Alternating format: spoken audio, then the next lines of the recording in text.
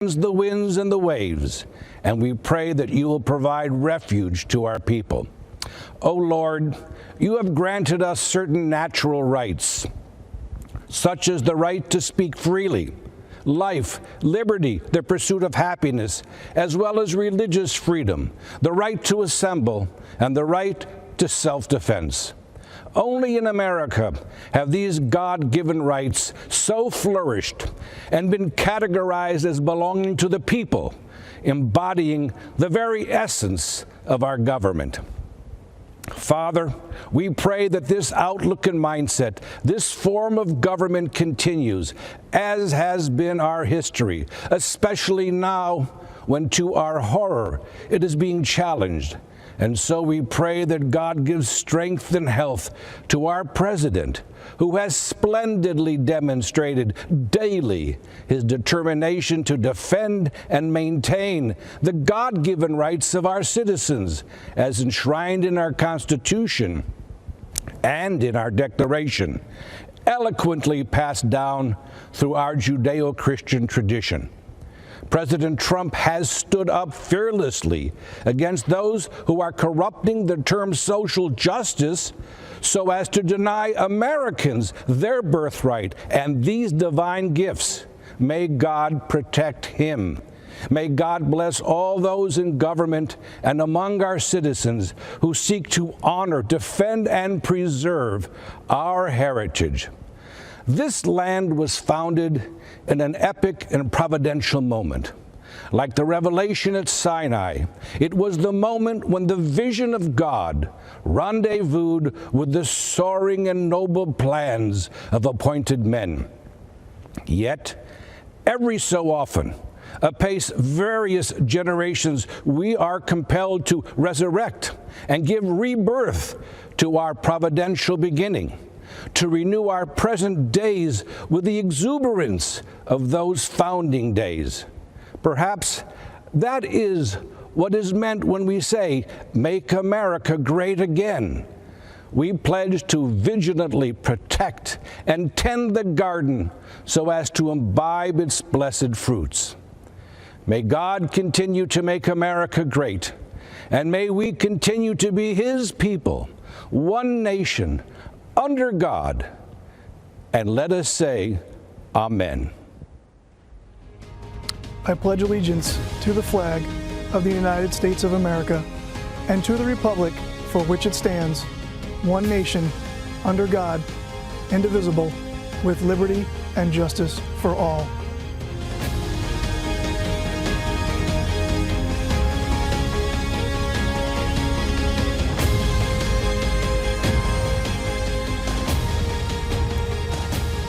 Good evening. I'm Governor Kristi Noem of South Dakota. I'm here tonight because I believe America is an exceptional nation, founded on three principles: equality, freedom, and opportunity. But today, our founding principles are under attack. This year, the choice for Americans is between a man who values these ideals and all that can be built because of them, and a man who isn't guided by these ideals, and coincidentally, has built nothing. Remember, America's battle for independence and fight for self-governance was something that had never been done before. Men of great intellect and wisdom, like James Madison, the father of our Constitution, hoped our constitutional republic would last for ages, mitigate the problems that would naturally arise from political factions, and prevent tyranny. Madison also authored much of the Bill of Rights because he understood the natural tendency of government to increasingly encroach on the people's consent, and thus our freedom. He urged his colleagues to adopt these amendments to enshrine in our Constitution the ideals laid out in the Declaration of Independence, that all power comes from the people, that the government is created and ought to be exercised for the benefit of the people. Our Constitution guarantees the right to speak, to assemble, and to worship, the right to arm ourselves as a counterbalance to a standing army, and the right to a fair and equitable criminal justice system. We must fight to protect these foundational rights from government interference and indifference. America is unique in the world. Government's power at all levels is limited to the confines of our Constitution, which protects our God-given liberties and civil rights. We are not and will not be the subjects of an elite class of so-called experts. We, the people, are the government. Now, at times, our country has struggled to live up to our founding principles.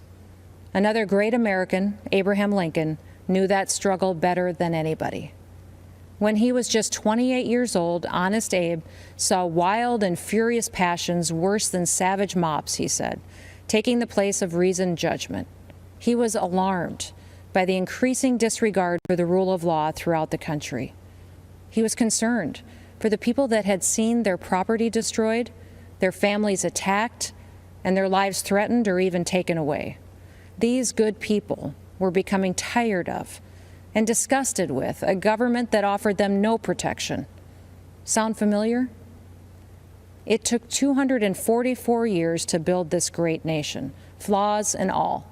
But we stand to lose it in a tiny fraction of that time if we continue down the path taken by the Democrats and their radical supporters.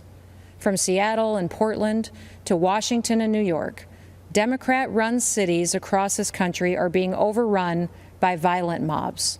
The violence is rampant. There's looting, chaos, destruction, and murder.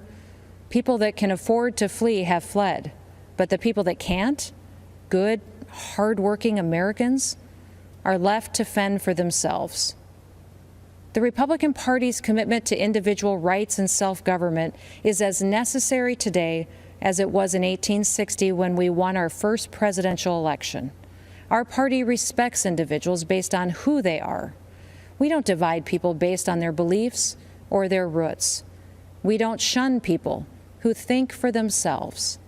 We respect everyone equally under the Constitution, and we treat them as Martin Luther King Jr. wished, according to the content of their character, not the color of their skin. In just 4 years, President Trump has lifted people of all races and backgrounds out of poverty. He shrunk government. He put money back into the pockets of hardworking, ordinary Americans. He has advanced religious liberty. He protected the Second Amendment. You can look back 50 years. You won't find anyone that has surpassed President Trump's success on these 4 issues alone. History chooses its heroes for the time in which they live. At our founding, Madison was one of the chosen. When the nation's very existence was challenged, it was Lincoln's turn. Thanks to these men, America is a land of hope. Their examples have been repeated in countless ways by simple Americans following their conscience. But there is another American hero to be recognized, and that is the common American. This is who President Trump is fighting for. He's fighting for you.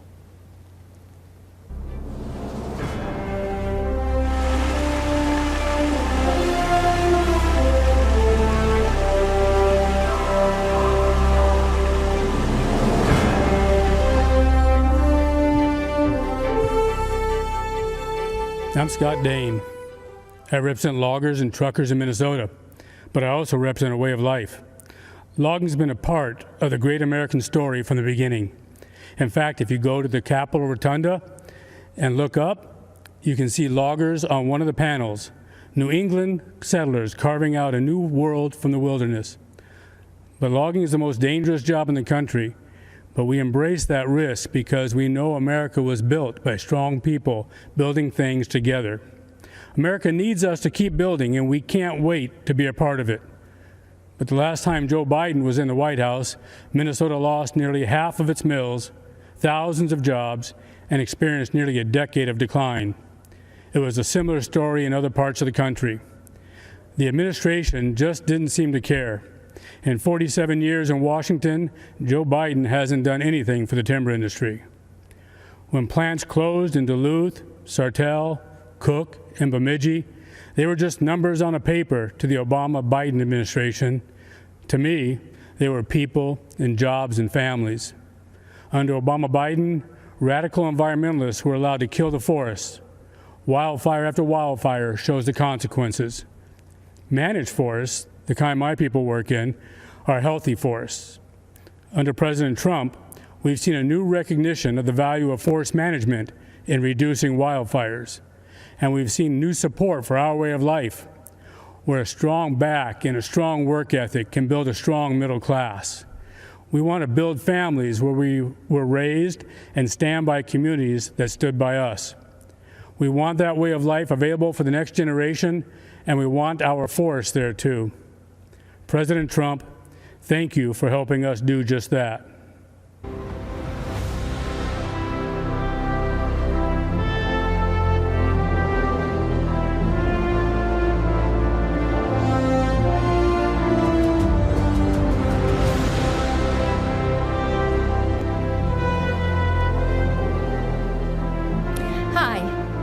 I'm U.S. Senator Marsha Blackburn from Tennessee.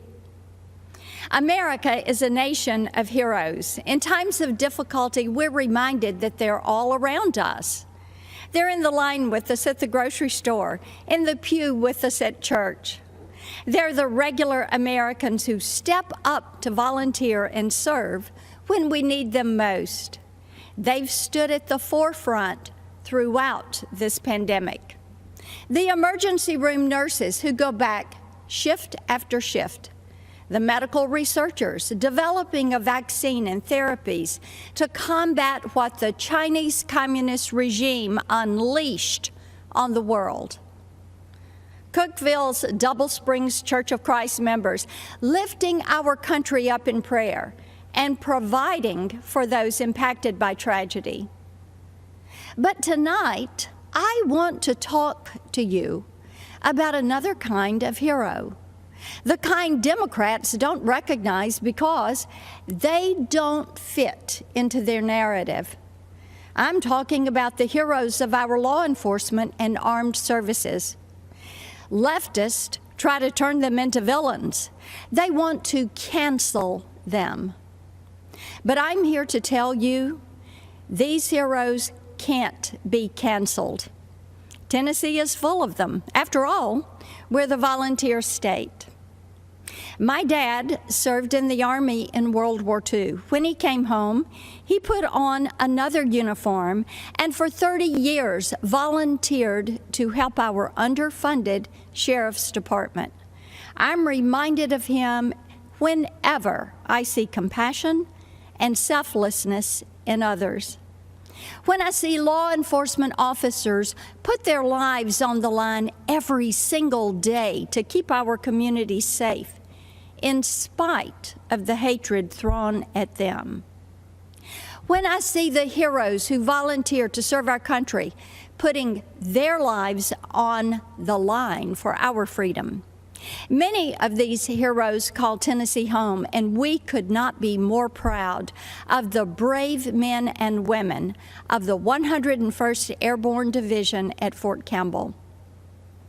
The common thread between them is a deep-seated desire to serve a cause larger than themselves.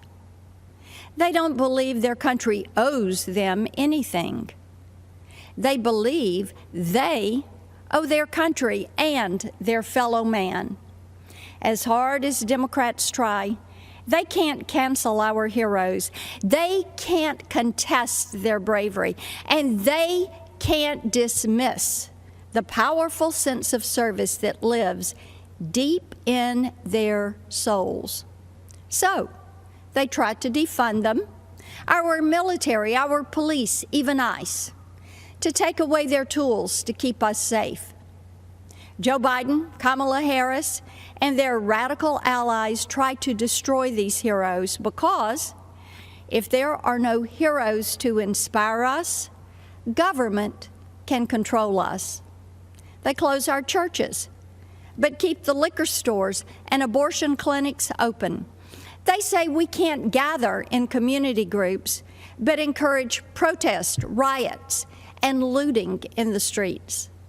If the Democrats had their way, they would keep you locked in your house until you become dependent on the government for everything. That sounds a lot like communist China to me. Maybe that's why Joe Biden is so soft on them. Why Nancy Pelosi says that China would prefer Joe Biden.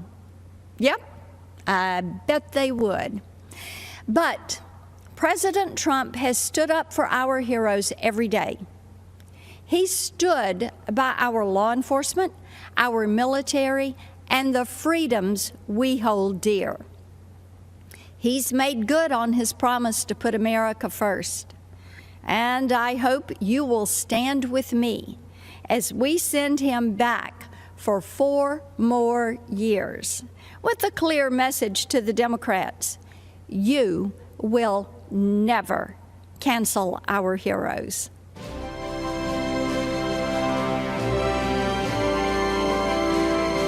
Hi, I'm Congressman Dan Crenshaw.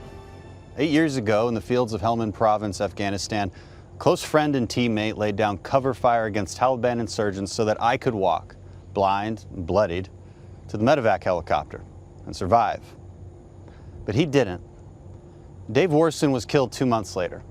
He died a hero to this great country. Here's the truth about America. We are a country of heroes. I believe that, so should you. We are a people with a common set of ideals conceived in liberty. People that has sacrificed time and again for our freedom and the freedom of others. That's something no other country ever, anywhere, can claim. Since 9/11, I've seen America's heroes up close. Some of them saved my life. Some of them saved many others' lives.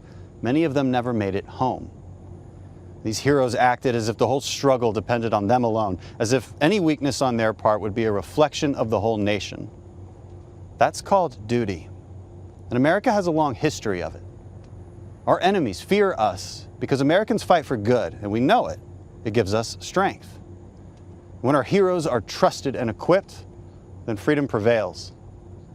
The defeat of ISIS was the result of America believing in our heroes, our president having their backs and rebuilding our military so we'd have what we needed to finish the mission. The cowering of the Iranian regime and the restoration of the deterrence once lost is the result of America believing in her own might again. But America's heroism isn't relegated to the battlefield. Every single day we see them, if you just know where to look. It's the nurse who volunteers for back-to-back shifts caring for COVID patients because she feels that's her duty. It's the parent who will relearn algebra because there's no way they're letting their kid fall behind while schools are closed. And it's the cop that gets spit on one day and will save a child's life the next. America is the country where the young military wife with 2 young children answers the unexpected knock at the door, looks the man in uniform in the eye, and even as her whole world comes crashing down, she stands up straight, she holds back tears, and takes care of her family, because she must. This is what heroism looks like. It's who we are. Nation of heroes. And we need you now more than ever. We need to remind ourselves what heroism really is. Heroism is self-sacrifice. It's not moralizing and lecturing over others when they disagree. Heroism is grace, not perpetual outrage. Heroism is rebuilding our communities, not destroying them. Heroism is renewing faith in the symbols that unite us, not tearing them down. You see, America is a fabric. It's woven from the threads of history's best stories, best attributes, and greatest ideas.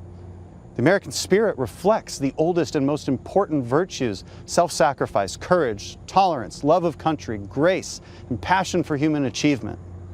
We can decide right now that American greatness will not be rejected nor squandered. As the American founding was grounded in individual liberty, so will be our future. But if we are to rediscover our strength, then it must be an endeavor undertaken by each and every one of us. We must become the heroes that we so admire. America was built by them, and our future will be protected by them. It will be protected by you. So God bless America.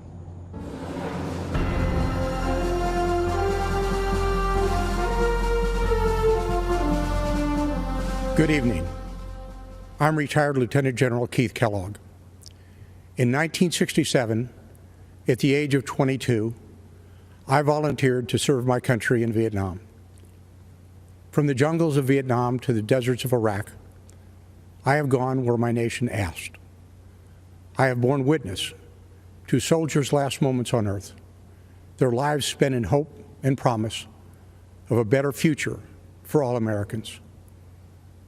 I was in the Pentagon on September 11th, 2001. I lost friends there that day. In the years that followed, I watched my daughter, son, and son-in-law deploy to Afghanistan. I have looked into the eyes of my grandchildren as they said goodbye to their fathers and hugged them one last time. I lived service. I understand sacrifice. I know leadership. Over the past 3.5 years, I have witnessed every major foreign policy and national security decision by the president. I have been in the room where it happened. I saw only one agenda and one guiding question when tough calls had to be made. Is this decision right for America? When President Donald Trump took office, decades of failed foreign policy had crippled us. He faced wars without end in sight, creation of failed states like Libya and Syria, a past that allowed a terrorist caliphate to grow, and leadership in Washington that allowed our military to atrophy while we spent trillions of dollars abroad instead of investing at home. President Trump has reversed the decline of our military and restructured our national security strategy. With historic investment and vision, our military is now better equipped, better resourced, and better manned than any military in the world. President Trump demolished the terrorist ISIS caliphate in the Middle East and eliminated its leader, al-Baghdadi, one of the world's most brutal terrorists. President Trump took decisive action against Iranian terrorist mastermind, Qasem Soleimani, a man responsible for deaths of hundreds of American servicemen in Iraq. When our NATO allies failed to meet their commitments as we upheld ours, President Trump demanded parity. NATO members have now increased their contributions over $100 billion this year, and NATO's Secretary General credits President Donald J. Trump. President Trump challenged and continues to challenge an ever increasingly provocative and militant China. But make no mistake, President Trump is no hawk. He wisely wields the sword when required, but believes in seeking peace instead of perpetual conflict. Just over a week ago, our president brokered a peace agreement between the United Arab Emirates and Israel, the first in the Middle East in over 25 years. And this week, Afghan negotiators, with help from American officials, will start peace negotiations between the Taliban and the Afghan government to end America's longest war. Ask yourself, has this president kept his promises to keep us out of needless conflicts and to pursue ending wars without end? Has he defended your interests in renegotiating trade deals that previously hurt Americans and our national security? Has he fulfilled his commander-in-chief role by decisively going after our nation's enemies? You and I know the answer is yes. The choice is clear. This is the most important election of our lifetime. The next 4 years will decide the course of our country for decades to come. I am asking you to stand up and be counted so we never have to look back and recall what it was once like in America when men and women were free, our families were secure, and we had a president who served the people. God bless America. Thank you, and good night.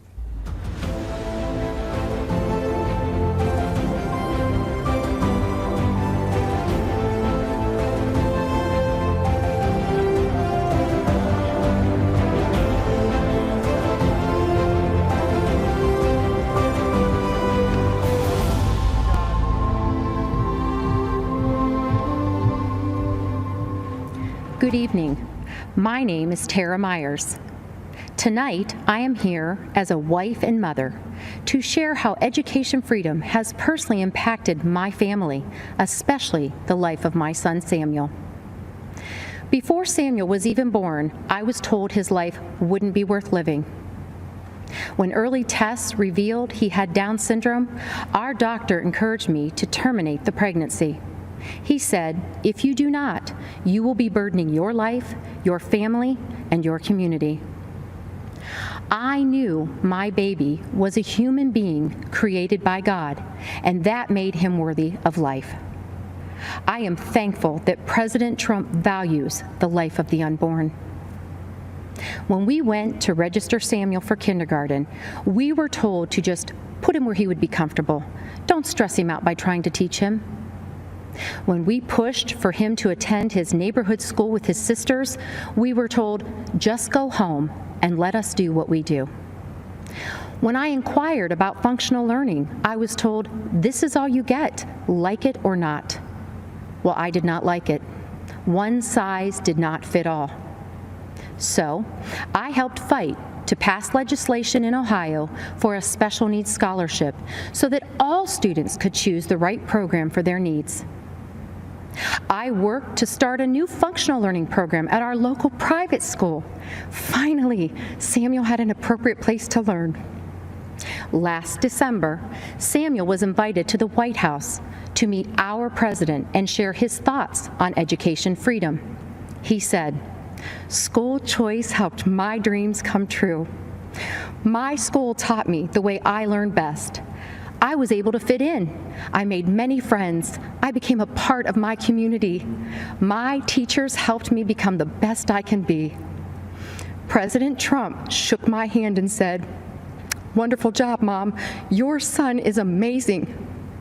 Unlike the doctor who told me to end Samuel's life before it even began, President Trump did not dismiss my son. He showed Samuel he valued him and was proud of what he accomplished. President Trump gave Samuel an equal seat at the table. Tonight, I would like to extend my thanks to President Trump and his administration for their work towards making every student's dream of a meaningful education a reality, and for fighting to ensure every child in America has an equal seat at the table of education freedom and an equal opportunity in life. Thank you, and may God bless America.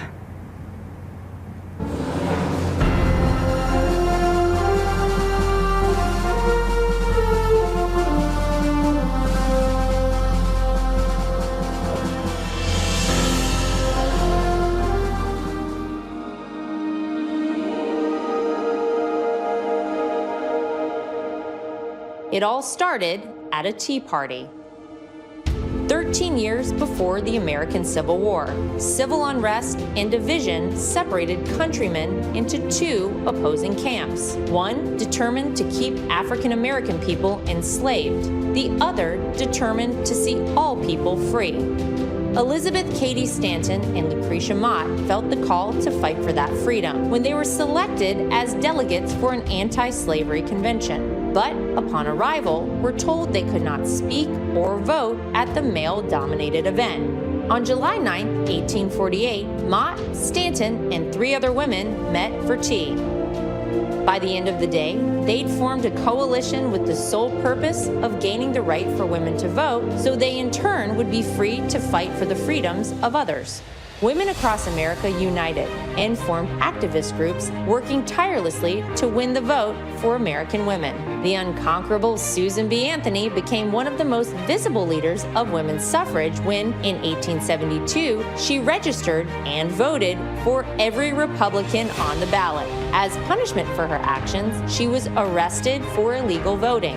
At the request of Susan B. Anthony, Senator A.A. Sargent introduced the 19th Amendment in 1878. The Susan B. Anthony Amendment was submitted and defeated 4 times, but women continued to fight.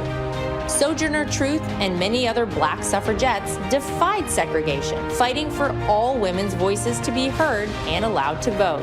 For the 2 years prior to ratification, the Silent Sentinels quietly picketed the White House. Finally, when Republicans regained control of Congress, on August 26, 1920, the Equal Suffrage Amendment was signed into law. Women's suffrage movement took 72 years and would change the lives of women forever. The victory was achieved peacefully through the valiant efforts of women patriots and the democratic process. 100 years later, in a bold declaration of rights for women, President Trump granted a full pardon to Susan B. Anthony on the 100th anniversary of the 19th Amendment's ratification. Women's suffrage was born from a desire to fight for the freedom of others. Now, we, the great patriots of America, will band together once again. And with one unified voice, we will vote for freedom.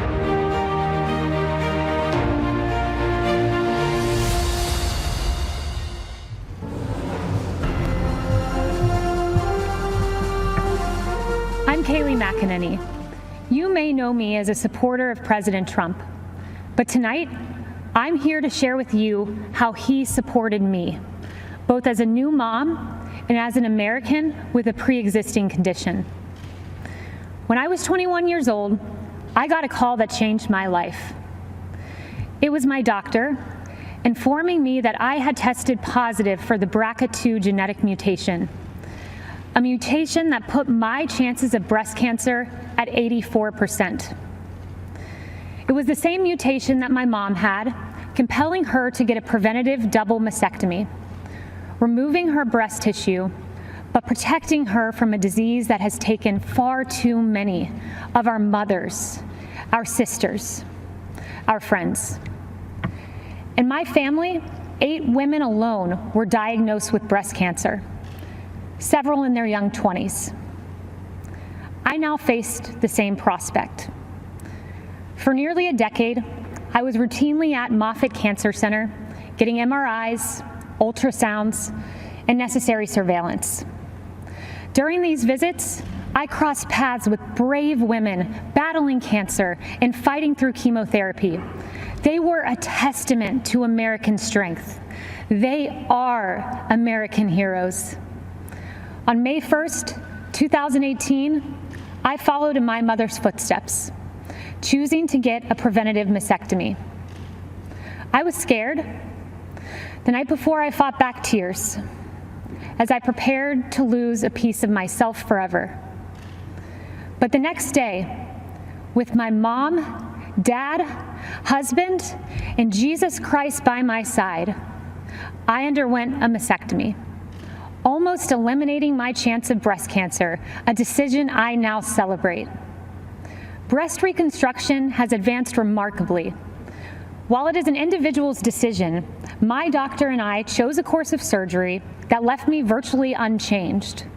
But more important than physical results, I developed a strength and a confidence that I carry with me. During one of my most difficult times, I expected to have the support of my family, but I had more support than I knew. As I came out of anesthesia, one of the first calls I received was from Ivanka Trump. As I recovered, my phone rang again. It was President Trump calling to check on me. I was blown away. Here was the leader of the free world caring about my circumstance.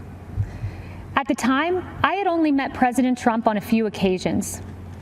But now I know him well, and I can tell you that this president stands by Americans with pre-existing conditions. In fact, President Trump called me this morning. I spoke with him several times today, and he told me how proud he was of me for sharing this story. The same way President Trump has supported me, he supports you. I see it every day. I've heard him say the hardest part of his job is writing to loved ones of fallen soldiers. I've seen him offer heartfelt outreach to grieving parents who lost their children to crime in the streets. And I've watched him fight for Americans who lost their jobs. President Trump fights for the American people because he cares about stories like these. I have a 9-month-old daughter. She's a beautiful, sweet little girl. And I choose to work for this president for her. When I look into my baby's eyes, I see a new life, a miracle for which I have a solemn responsibility to protect. That means protecting America's future, a future President Trump will fight for, where our neighborhoods are protected, where life is sacred, where God is cherished, not taken out of our schools, removed from our pledge, and erased from our history. I want my daughter to grow up in President Donald J. Trump's America. Choosing to have a preventative mastectomy was the hardest decision I ever had to make. But supporting President Trump, who will protect my daughter and our children's future, was the easiest.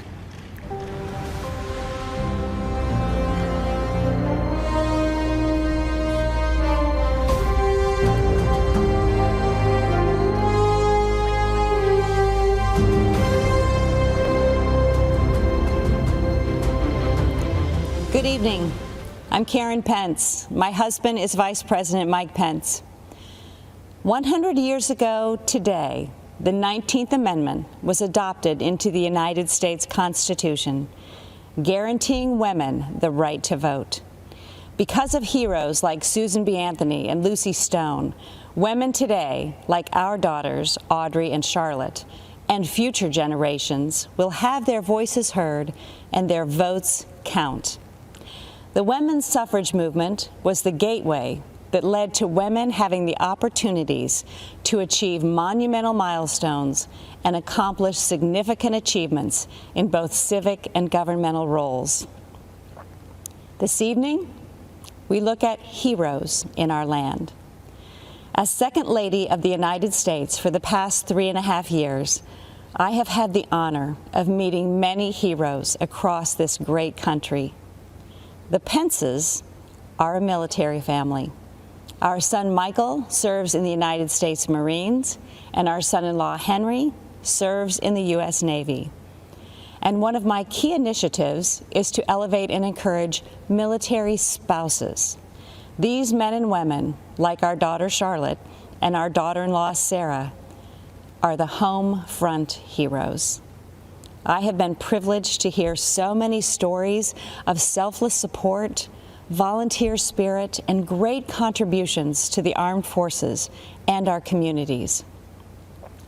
You know, military spouses may experience frequent moves and job changes, periods of being a single parent while their loved one is deployed, all while exhibiting pride, strength, and determination, and being a part of something bigger than themselves. To all of the military spouses, thank you. President Trump and Vice President Pence have been supporting our United States Armed Forces, including our military families, on a significant scale. While traveling throughout our nation to educate military spouses about policy solutions that President Trump has promoted involving real, tangible progress in military spouse employment, I have been inspired to meet heroes like Lisa Bradley and Cameron Cruz. These military spouses decided to start their own business, Our Riveter, named after the Rosie the Riveter campaign used to recruit women workers during World War II. Our Riveter makes beautiful handbags designed and manufactured exclusively by military spouses. And many of those spouses live all over the country. They prepare and send their section of the bags to the company located in North Carolina, where the final product is assembled. Military spouse hero Jalon Hall Johnson in Billings, Montana, is a culinary artist who had dreamed of starting her own restaurant. Working with the Small Business Administration's Development Center, Jalon started her restaurant, The Sassy Biscuit, and she just opened a second restaurant in Dover, New Hampshire. And as the Second Lady, I've also been able to bring awareness to a form of therapy for our heroic veterans suffering from PTSD. Art therapy, facilitated by a professional art therapist, is especially effective with post-traumatic stress disorder. Master Gunnery Sergeant Chris Stowe, a Marine veteran I met in Tampa, who deployed for combat in Iraq and Afghanistan, said nothing had helped him deal with the trauma from his service in the Marines until he finally agreed to meet with the art therapist at Walter Reed Medical Center. Chris credits art therapy with saving his marriage and his life. And Chris went on to establish a glass-blowing workshop to help other vets. Many of our veteran heroes struggle as they transition back into civilian life, and sometimes the stress is too difficult to manage alone. A few weeks ago, I had the honor of speaking with some amazing Americans who answer the Veterans Crisis Line. One in particular, Sydney Morgan, especially impacted me. A veteran herself, Sydney said it is the highest honor of her life until they physically walk into a clinic to receive help they deserve, and she can pass their hand to someone ready to help. In these difficult times, we've all seen so many examples of everyday Americans reaching out a hand to those in need, those who, in humility, have considered others more important than themselves. We've seen healthcare workers, teachers, first responders, mental health providers, law enforcement officers, grocery and delivery workers, and farmers, and so many others. Heroes all. 100 years ago, women secured the right to vote. So let's vote, America. Let's honor our heroes. Let's re-elect President Trump and Vice President Pence for 4 more years.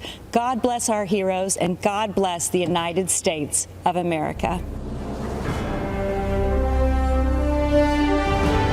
We hold these truths to be self-evident, that all men are created equal, that they are endowed by their Creator with certain unalienable rights, that among these are life, liberty, and the pursuit of happiness. Good evening. I'm Kellyanne Conway. 100 years ago, courageous warriors helped women secure the right to vote. This has been a century worth celebrating, but also a reminder that our democracy is young and fragile. A woman in a leadership role can still seem novel. Not so for President Trump. For decades, he has elevated women to senior positions in business and in government. He confides in and consults us, respects our opinions, and insists that we are on equal footing with the men. President Trump helped me shatter a barrier in the world of politics by empowering me to manage his campaign to its successful conclusion. With the help of millions of Americans, our team defied the critics, the naysayers, the conventional wisdom, and we won. For many of us, women's empowerment is not a slogan. It comes not from strangers on social media or sanitized language in a corporate handbook.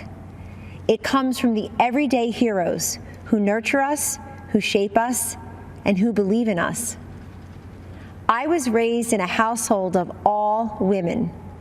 They were self-reliant and resilient. Their lives were not easy, but they never complained. Money was tight, but we had an abundance of what mattered most: family, faith, and freedom. I learned that in America, limited means does not make for limited dreams. The promise of America belongs to us all.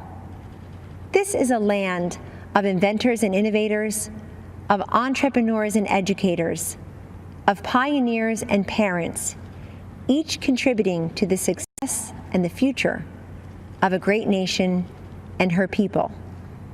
These everyday heroes have a champion in President Trump. The teacher who took extra time to help students adjust to months of virtual learning. The nurse who finished a 12-hour COVID shift and then took a brief break, only to change her mask, gown, and gloves to do it all over again. The small business owner striving to reopen after the lockdown was lifted, and then again after her store was vandalized and looted. The single mom with 2 kids, 2 jobs, 2 commutes, who 10 years after that empty promise finally has health insurance. President Trump and Vice President Pence have lifted Americans, provided them with dignity, opportunity, and results.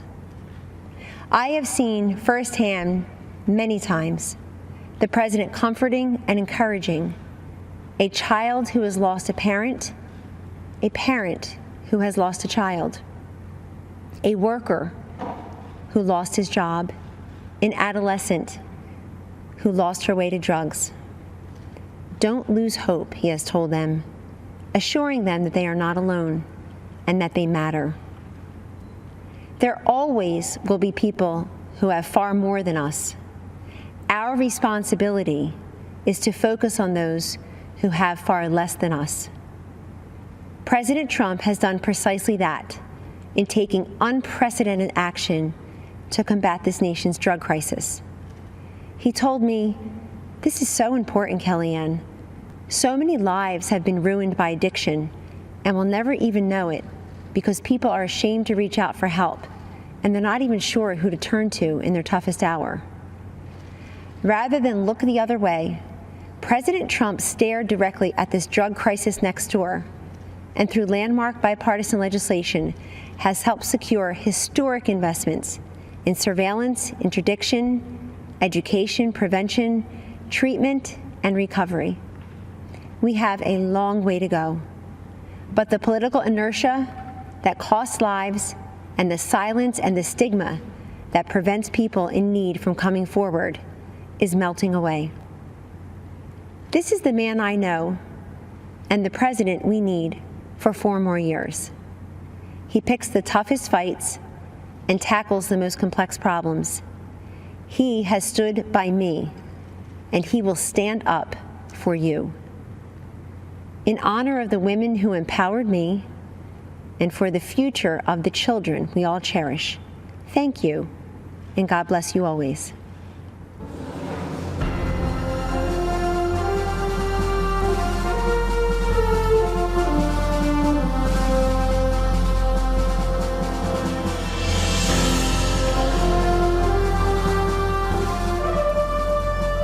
Good evening. I'm Sister Dede Byrne, and I belong to the community of the Little Workers of the Sacred Hearts of Jesus and Mary. Last 4th of July, I was honored to be one of the President's guests at his Salute to America celebration. I must confess that I recently prayed while in chapel, begging God to allow me to be a voice and instrument for human life. And now here I am, speaking at the Republican National Convention. I guess you better be careful for what you pray for. My journey to religious life was not a traditional route, if there is such a thing. In 1978, as a medical school student at Georgetown University, I joined the Army to help pay for my tuition and ended up devoting 29 years to the military, serving as a doctor and a surgeon in places like Afghanistan and Egypt's Sinai Peninsula. After much prayer and contemplation, I entered my religious order in 2002, working to serve the poor and the sick in Haiti, Sudan, Kenya, Iraq, and in Washington, D.C. Humility is at the foundation of our order, which makes it very difficult to talk about myself. But I can speak about my experience working for those fleeing war-torn and impoverished countries all around the world. Those refugees all share a common experience. They have been all marginalized, viewed as insignificant, powerless, and voiceless. And while we tend to think of the marginalized as living beyond our borders, the truth is the largest marginalized group in the world can be found here in the United States. They are the unborn. As Christians, we first met Jesus as a stirring embryo in the womb of an unwed mother and saw him born 9 months later in the poverty of the cave. It's no coincidence that Jesus stood up for what was just and was ultimately crucified because what he said wasn't politically correct or fashionable. As followers of Christ, we are called to stand up for life against the politically correct or fashionable of today. We must fight against a legislative agenda that supports and even celebrates destroying life in the womb. Keep in mind, the laws we create define how we see our humanity. And we must ask ourselves, what are we saying when we go into a womb and snuff out an innocent, powerless, voiceless life? As a physician, I can say without hesitation, life begins at conception. While what I have to say may be difficult for some to hear, I am saying it because I'm not just pro-life, I'm pro-eternal life, and I want all of us to end up in heaven together someday. Which brings me to why I'm here today. Donald Trump is the most pro-life president that this nation has ever had, defending life at all stages. His belief in the sanctity of life transcends politics.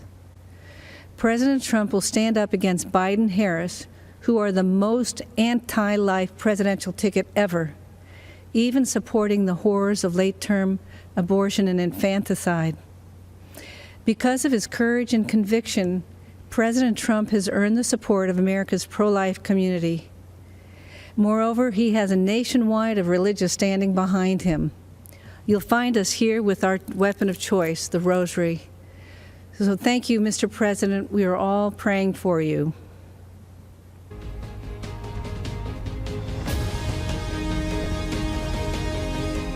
I'm Lou Holtz. Many of you might know me as Coach Holtz, or maybe that football guy. It is a pleasure, a blessing, and an honor for me to explain why I believe that President Trump is a consistent winner, an outstanding leader, and deserves to be reelected as our president.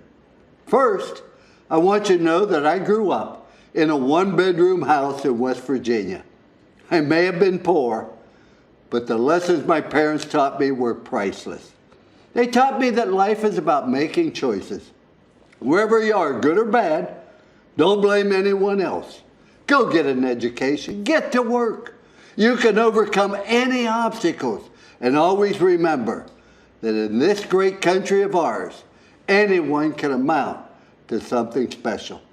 I lived by those principles of hard work and responsibility my whole life, living out the American story, and it works.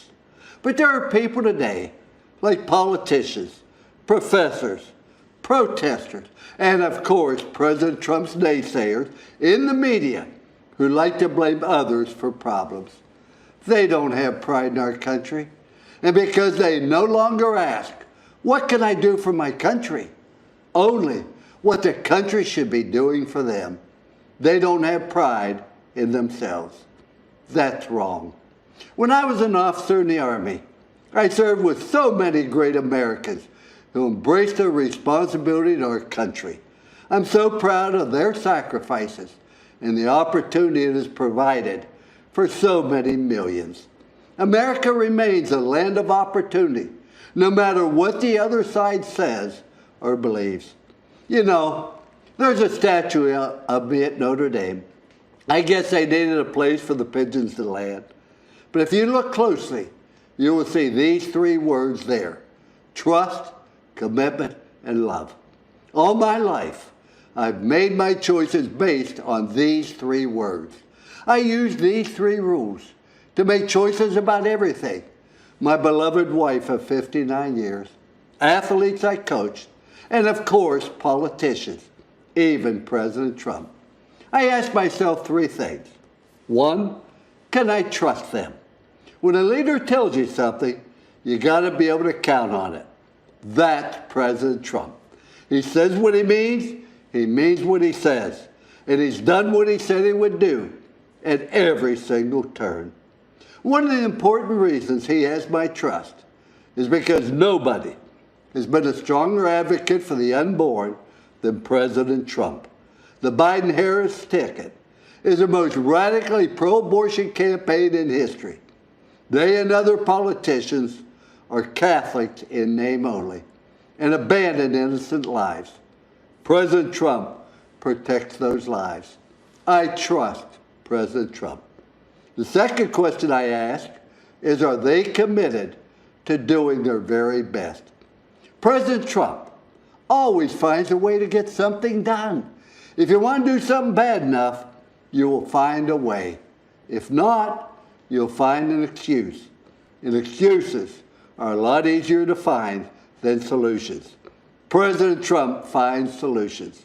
President Trump is committed. And the third question I ask is, do they love people?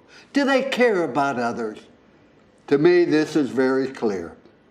President Trump has demonstrated through his prison reform, advocating for school choice and welfare reform, that he wants Americans from all walks of life to have the opportunity to succeed and live the American dream. President Trump loves our country and our great people. Trust, commitment, and love. In President Trump, we have a president we can trust, who works hard at making America greater and who genuinely cares about people. If I apply this test to Joe Biden, I can't say yes to any of these three questions. I used to ask our athletes at Notre Dame, if you did not show up, who would miss you and why?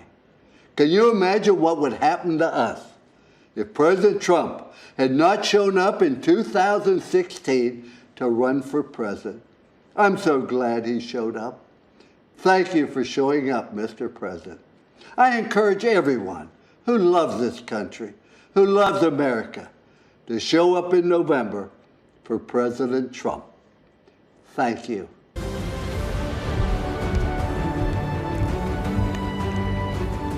Hi, I'm Michael McHale, but my friends call me Mick. I'm a 30-year active duty member of law enforcement in the state of Florida. I am also the president of the National Association of Police Organizations, NAPO. Our organization recently endorsed Donald Trump for re-election as President of the United States. Our endorsement recognized his strong support for the men and women on the front lines, particularly during these challenging times. We value his support of aggressive federal prosecution of those who attack our police officers, his signing of the Law Enforcement Mental Health and Wellness Act, and his support for permanently authorizing funds to support 9/11 first responders and their families. Law enforcement officers across the nation take an oath to run towards danger when everyone else is running away. They do so willingly to protect our families and communities. I'm proud that the overwhelming majority of American police officers are the best of the best and put their lives on the line without hesitation.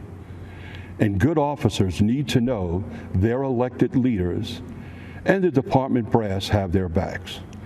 Unfortunately, chaos results when failed officials in cities like Portland, Minneapolis, Chicago, and New York make the conscious decision not to support law enforcement.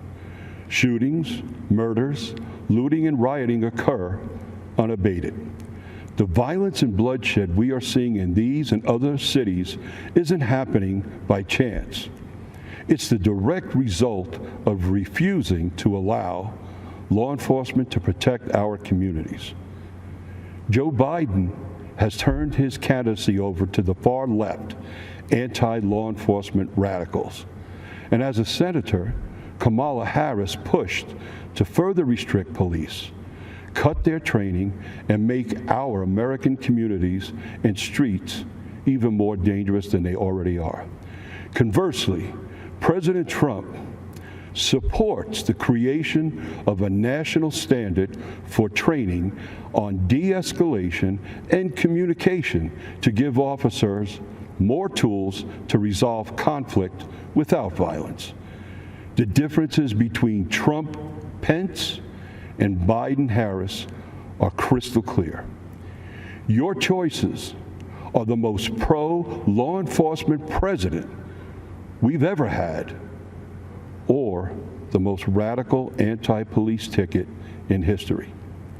We invite those who value the safety of their family and loved ones to join the hundreds of thousands of members of the National Association of Police Organizations and support the re-election of President Donald J. Trump.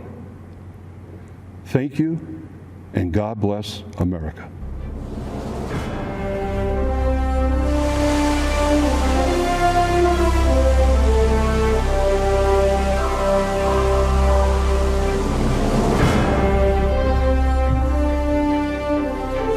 Congresswoman Elise Stefanik, and I am honored to represent New York's 21st Congressional District, the cradle of the American Revolution. It's where almost 250 years ago, brave patriots fought in the battles of Saratoga to turn the tide of the Revolutionary War.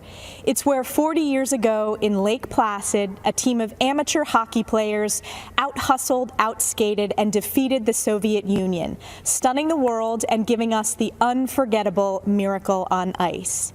And today, it's home to Fort Drum and the historic 10th Mountain Division, the most deployed unit in the U.S. Army since 9/11, where I saw firsthand President Trump graciously thank and honor our men and women in uniform and sign the largest pay raise for our troops in a decade. Since our nation's founding, generation after generation of everyday Americans served and sacrificed to preserve and strengthen the American dream, the vision of life, liberty, and the pursuit of happiness, and the idea that if you work hard and dream big, you can achieve anything you imagine. I believe in the American dream because I've lived it. Like millions of Americans, I grew up in a small business family where I learned the values of hard work and determination. I was the first person in my immediate family to graduate from college, ran for Congress to serve upstate New York, and am proudly the youngest Republican woman elected to Congress in history. I am honored to support President Trump for re-election because I know that he is the only candidate who will stand up for hardworking families and protect the American dream for future generations. Since his first day in office, President Trump has fought tirelessly to deliver results for all Americans, despite the Democrats' baseless and illegal impeachment sham and the media's endless obsession with it. I was proud to lead the effort standing up for the Constitution, President Trump, and most importantly, the American people. This attack was not just on the president. It was an attack on you, your voice, and your vote. But the American people were not swayed by these partisan attacks. Our support for President Trump is stronger than ever before. We know what's at stake in this historic election. Americans from all walks of life are unified in support of our president. It's why more Republican women than ever are running for office this year. We understand that this election is a choice between the far-left Democratic socialist agenda versus protecting and preserving the American dream. President Trump is working to safely reopen our Main Street economy. He understands that the engine of our country is fueled by the ingenuity and determination of American workers, entrepreneurs, and small businesses.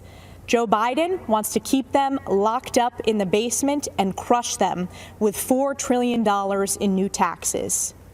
We face a critical choice. Joe Biden's far-left failed policies of the past 47 years, or President Trump, who will stand up for the American people and the Constitution.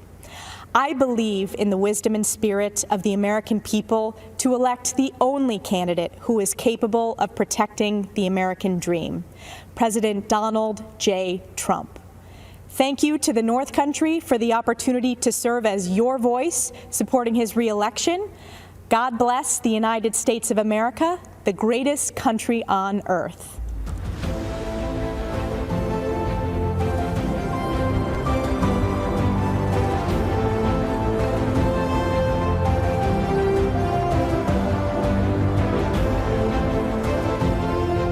Good evening.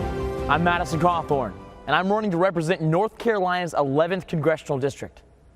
This is a time of great adversity for our country, and I know something about adversity. At 18 years old, I was in a horrific car accident that's left me paralyzed from the waist down. Instantly, my hopes and dreams were seemingly destroyed. I was given a 1% chance of surviving, but thanks to the power of prayer, a very loving community, and many skilled doctors, I made it. It took me over a year to recover.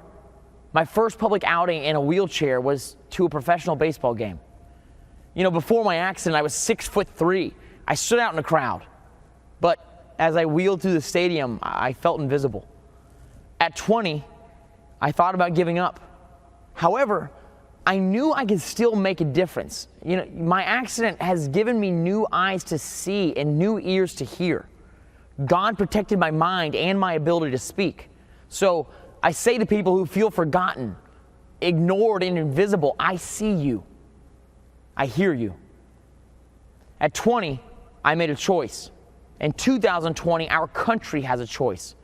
We can give up on the American idea, or we can work together to make our imperfect union more perfect.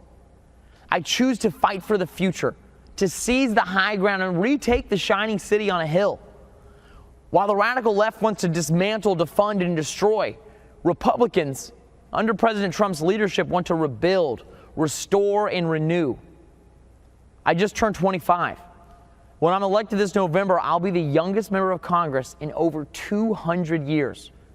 And if you don't think young people can change the world, then you just don't know American history.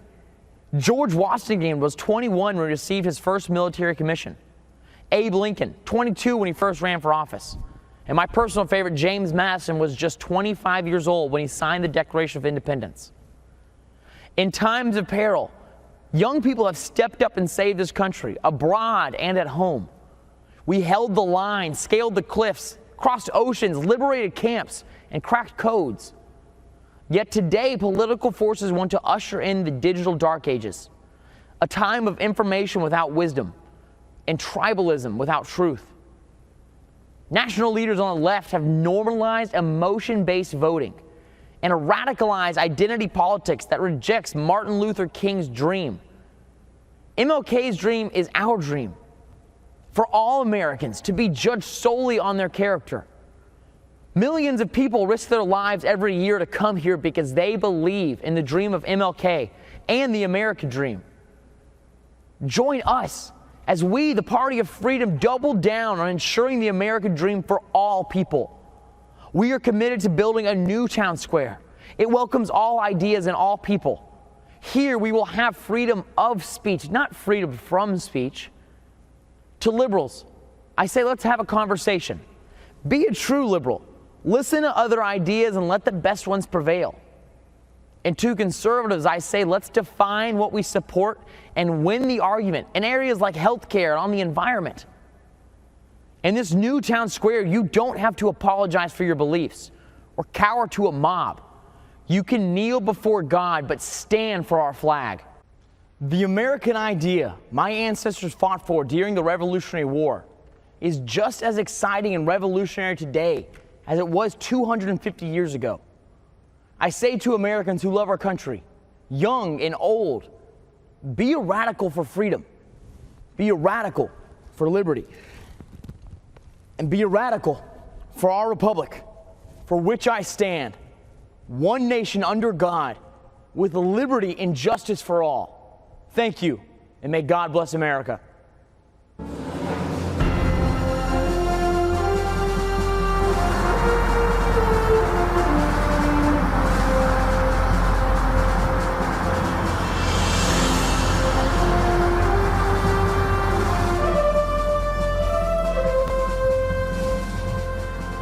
I'm Jack Brewer, a former three-time NFL team captain, college professor, coach, husband, son, and father. I'm also a lifelong Democrat, but I support Donald Trump. Let me be clear, I didn't come here for the popularity or the praise, the likes or the retweets.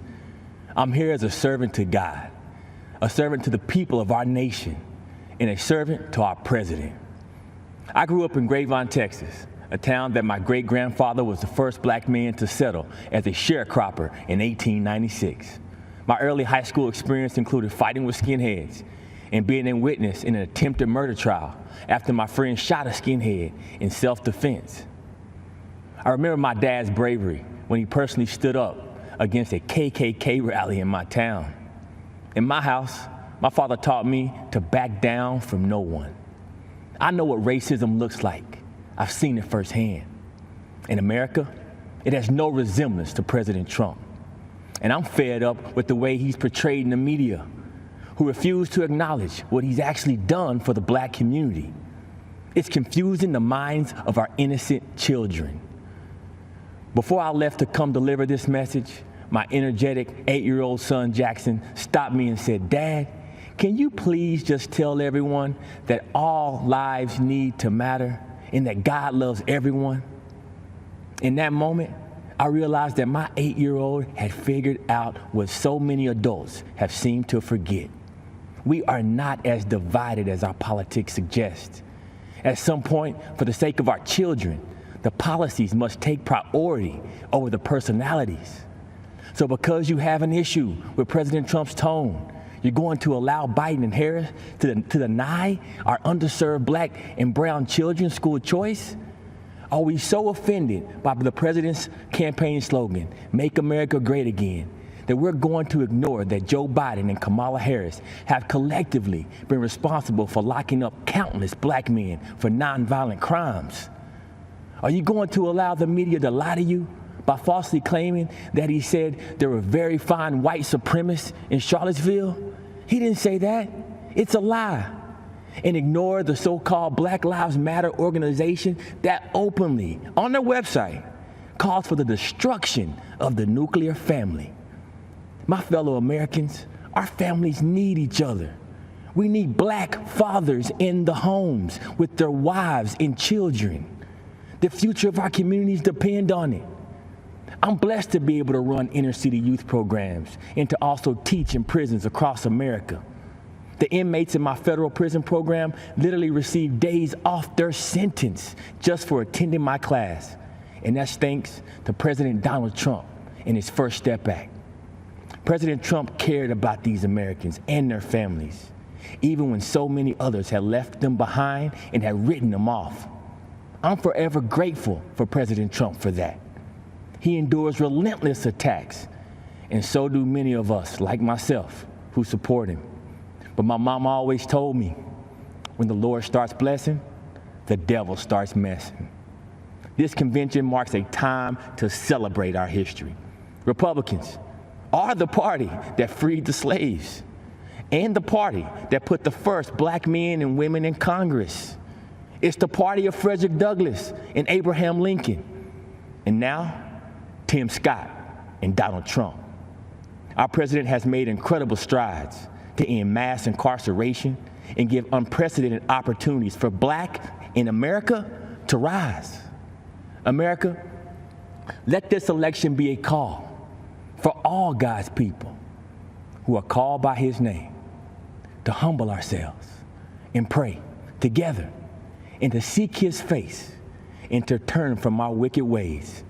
Then he will hear us from heaven and he will forgive our sins and he will heal our land. Amen, and God bless America.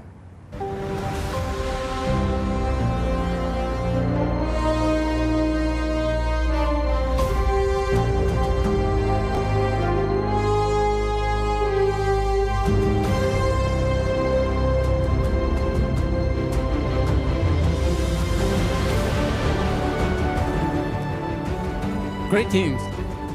My name is Chen Guangcheng.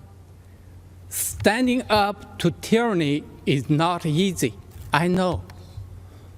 When I spoke out against China's one-child policy and other injustices, I was prosecuted, beaten, sent to prison, and put under house arrest by the Chinese Communist Party, the CCP. In April 2012, I escaped and was given shelter in the American Embassy in Beijing. I'm forever grateful to the American people for welcoming me and my family to the United States, where we are now free. The CCP is an enemy of humanity. It is terrorizing its own people, and it is threatening the well-being of the world. In China, expressing beliefs or ideas not approved by the CCP, religion, democracy, human rights can lead to prison. The nation lives under mass surveillance and censorship. The U.S. must use its values of freedom, democracy, and the rule of law to gather a coalition of other democracies to stop CCP's aggression. President Trump had led on this, and we need the other countries to join him in this fight, a fight for our future. Standing up to fight unfairness isn't easy, I know. So does President Trump, but he has shown the courage to wage that fight. We need to support, vote, and fight for President Trump for the sake of the world. Thank you.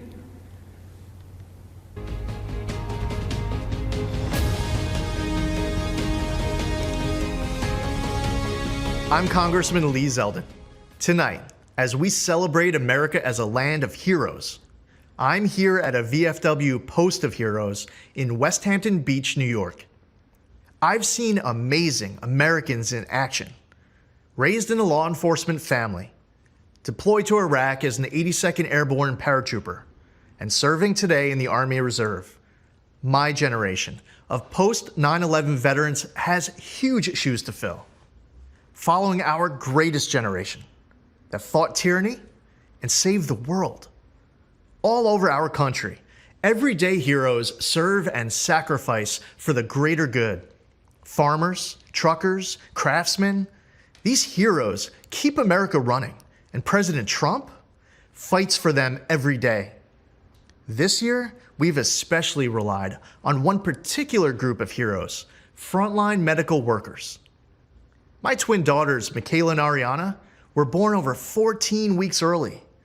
They weighed just 1.5 pounds. At 2 weeks, Michaela went into septic shock, had a stroke, and underwent brain surgery, leaving 1/3 of the left side of her brain a hole. Her doctors didn't believe Michaela would survive, fearing dire permanent consequences even if she did. Through the miracles of modern medicine, power of prayer, and her will to live, my daughters are now starting high school and doing great, with no long-term effects from those frightful months in the NICU. So when I learned my county's PPE stockpile was depleted, I immediately thought of those healthcare workers who saved my baby girls. Jared Kushner and I were on the phone late into that Saturday night. The very next day, President Trump announced he was sending us 200,000 N95 masks. He actually delivered almost 400,000. That number quickly grew to 1.2 million masks, gowns, and more. The president sent thousands of ventilators to New York. He deployed the USS Comfort and converted the Javits Center to a field hospital. His administration authorized our lab testing requests at blinding speed. During a once-in-a-century pandemic, an unforeseeable crisis sent to us from a faraway land, the president's effort for New York was phenomenal. For our nation to emerge even stronger, more prosperous, freer, and more secure than ever. To make our country greater than ever before, we must re-elect President Trump. We are the land of the free because of the brave. And we are the land of opportunity because we have a president who wants to empower the best of who we are to be the best of what we can be. There's never been a nation greater than ours. Never a people more resilient than ours. And never a future for America more promising than ours right now. Keeping America great is up to us, and losing is not an option. And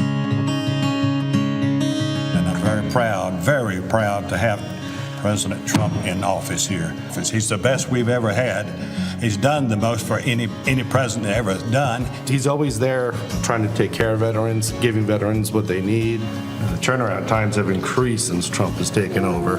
You have to fight 15 years for benefits, but once he came into office, you had like 90 days. You turned your paperwork in, at least you had some kind of answer.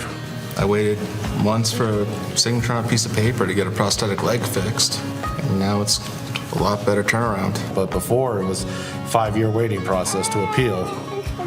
So how long do we have to wait for benefits? I waited 20 years to file. Rapidly was approved for medical, and then turned right around and got disability.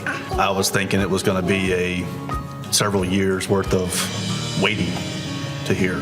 He's accomplished a lot in 3.5 years. And it helps the American people, and he has done a lot for veterans, for the middle class. I chose to serve my country.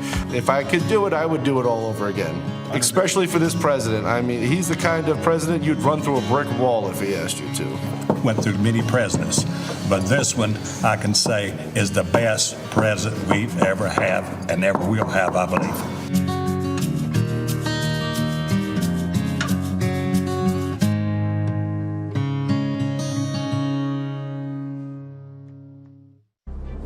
Hello, everyone, and thank you for inviting me into your home this evening. It's truly a privilege. My name is Joni Ernst. I was raised on a small family farm here in Iowa, where I learned the importance of faith, hard work, and service.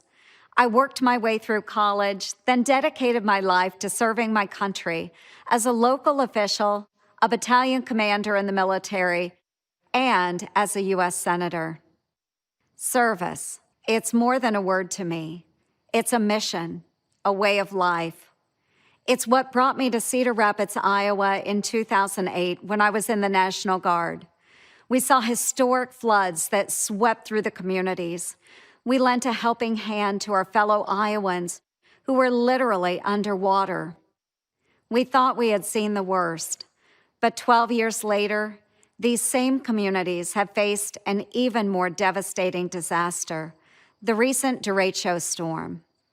If you don't live in Iowa, you may not have heard much about it at first. While reporters here in the state were in the trenches covering the equivalent of a Category 2 hurricane, most of the national media looked the other way. To them, Iowa is still just flyover country. Houses, farms were destroyed. About 1/3 of our crops here were damaged. In some cases, these storms wiped out a lifetime of work, and yet Iowa farmers didn't hesitate to grab their chainsaws and check on their neighbors. Our farmers live every day with that sense of service, the stewards of the land, the ones who feed and fuel the world. President Trump quickly signed an emergency declaration for Iowa to provide relief. And of course, when President Trump came to Cedar Rapids, the national media finally did too. For years, I've worked closely with the president for farmers in Iowa and across the country.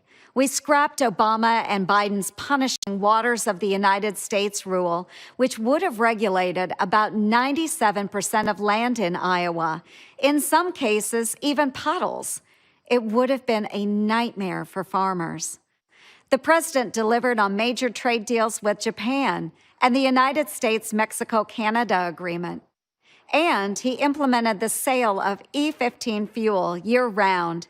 That means more choices for you at the pump and more jobs for farmers in the heartland. This is something the Obama-Biden administration failed to do in 8 years. In fact, I can't recall an administration more hostile to farmers than Obama-Biden, unless you count the Biden-Harris ticket. The Democratic Party of Joe Biden is pushing this so-called Green New Deal. If given power, they would essentially ban animal agriculture and eliminate gas-powered cars. It would destroy the agriculture industry, not just here in Iowa, but throughout the country. When the pandemic hit, President Trump heard us in our call for assistance for our farmers. Knowing we have an ally in the White House is important.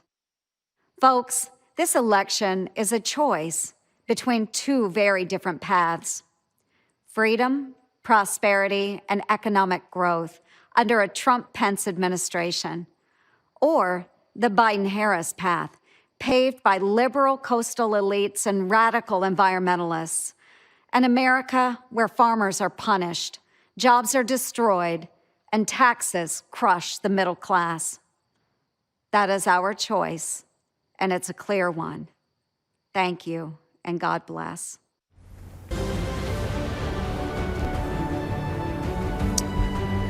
Ladies and gentlemen, I'm Burgess Owens.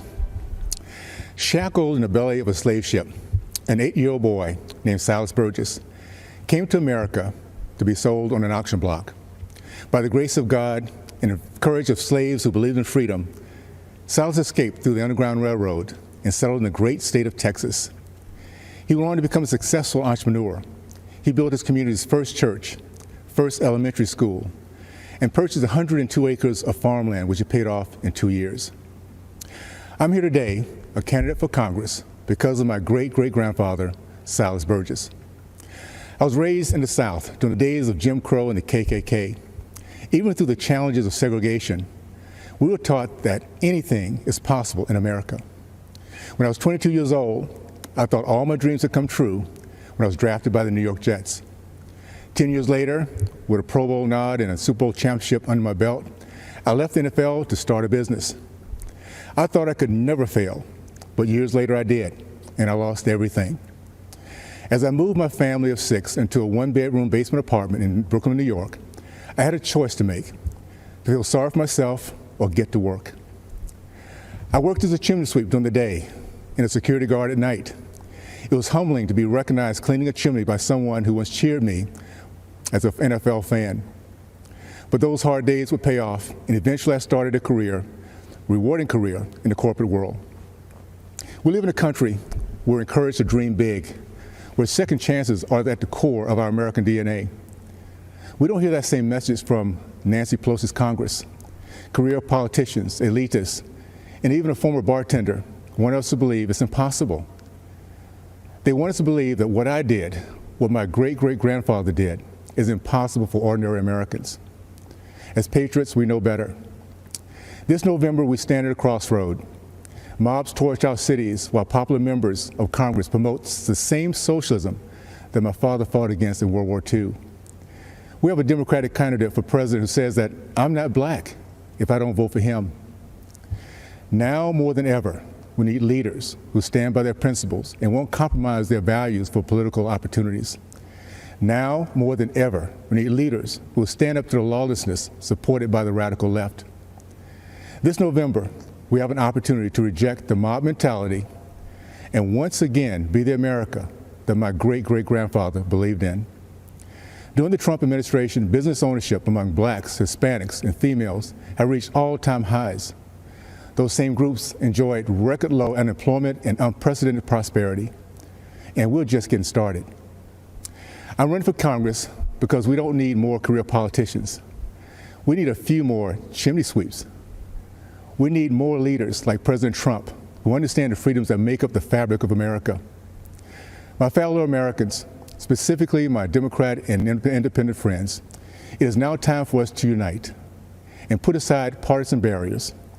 Help us win back the House, keep the Senate, and give our president 4 more years, and I promise you, we will make you proud. Thank you, and God bless the United States of America.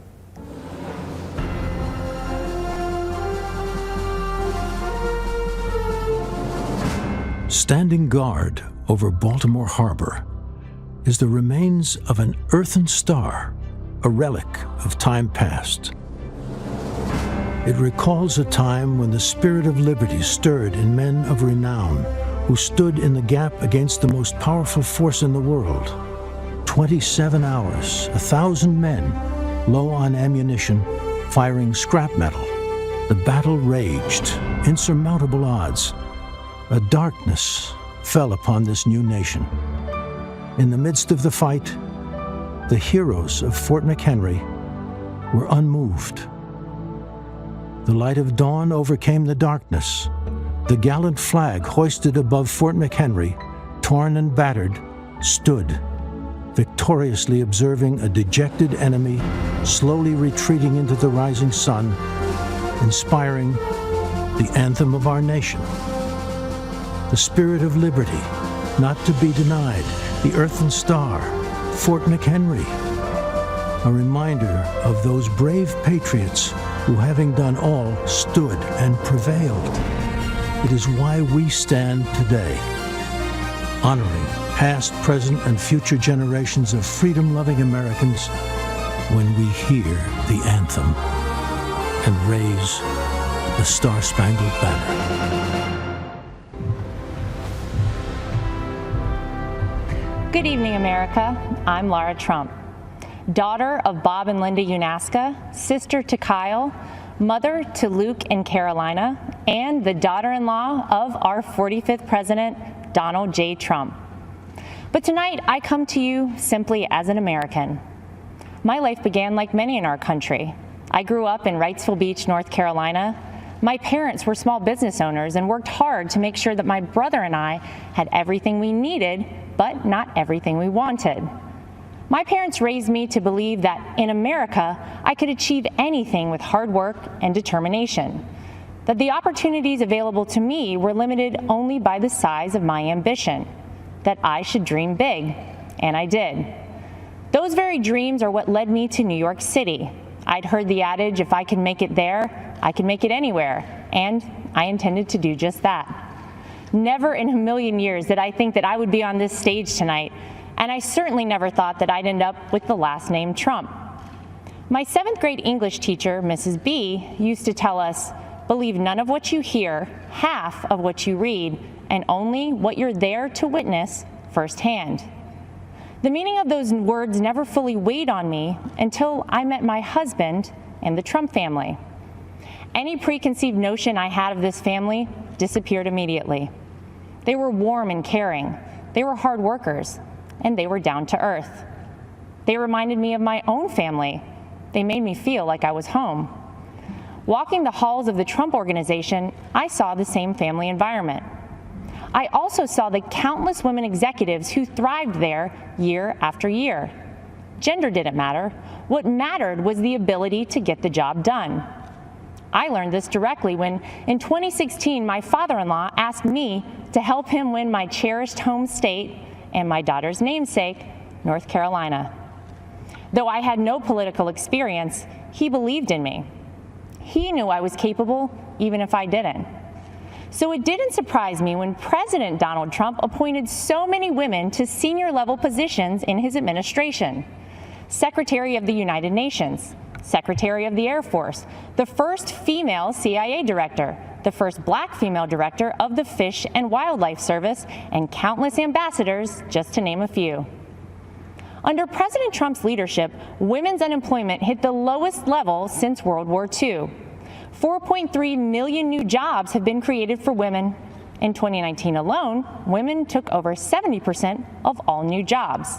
Female small business ownership remains at an all-time high, and 600,000 women have been lifted out of poverty, all since President Trump took office. He didn't do these things to gain a vote or check a box. He did them because they're the right things to do. 100 years ago today, the 19th Amendment was ratified, granting the right to vote to every American woman. And since that day, incredible strides have been made by women in America. From Amelia Earhart to Rosa Parks and Sally Ride, women shaped our history and are part of what has made our country the most exceptional nation in the world. I often think back to my 24-year-old self, driving alone in my car from North Carolina to New York City. And I think about what I'd tell myself now as we head towards the most critical election in modern history. This is not just a choice between Republican and Democrat or left and right. This is an election that will decide if we keep America America or if we head down an uncharted, frightening path towards socialism. Abraham Lincoln once famously said, "America will never be destroyed from the outside. If we falter and lose our freedoms, it will be because we destroyed ourselves." While those words were spoken over 150 years ago, never have they been more relevant. Will we choose the right path and maintain the unique freedoms and boundless opportunities that make this country the greatest in the history of the world? Will we remain the beacon of hope for those around the world fighting oppression, communism, and tyranny? The choice is ours. I know the promise of America because I've lived it, not just as a member of the Trump family, but as a woman who knows what it's like to work in blue-collar jobs, to serve customers for tips, and to aspire to rise. When I look at my son Luke and my daughter Carolina, I wonder, what sort of country will I be leaving for them, for our future generations? In recent months, we've seen weak, spineless politicians cede control of our great American cities to violent mobs. Defund the police is the rallying cry for the new radical Democrat Party. Joe Biden will not do what it takes to maintain order, to keep our children safe in our neighborhoods and in their schools, to restore our American way of life. We cannot dare to dream our biggest dreams for ourselves or for our children while consumed by worry about the safety of our families. President Trump is the law and order president, from our borders to our backyards. President Trump will keep America safe. President Trump will keep America prosperous. President Trump will keep America America. If you're watching tonight and wrestling with your vote on November 3rd, I implore you, tune out the distorted news and biased commentary and hear it straight from someone who knows. I wasn't born a Trump. I'm from the South. I was raised a Carolina girl. I went to public schools and worked my way through a state university. Mrs. B from my 7th grade English class was right. What I learned about our president is different than what you might have heard. I learned that he's a good man, that he loves his family, that he didn't need this job, that no one on earth works harder for the American people, that he's willing to fight for his beliefs and for the people and the country that he loves. He is a person of conviction. He is a fighter and will never stop fighting for America. He will uphold our values. He will preserve our families. And he will build upon the great American edict that our union will never be perfect until opportunity is equal for all, including and especially for women. Our 40th president, Ronald Reagan, said it best: "The dreams of people may differ, but everybody wants their dreams to come true." And America, above all places, gives us the freedom to do that. It's up to us to keep this country a place where no dream is out of reach for our children and generations beyond. To my father-in-law, thank you for believing in me. Thank you for bravely leading this country, and thank you for continuing to fight every day for America. May God bless and protect the Gulf states in the path of the hurricane. May God bless our troops, and may God continue to bless this incredible country.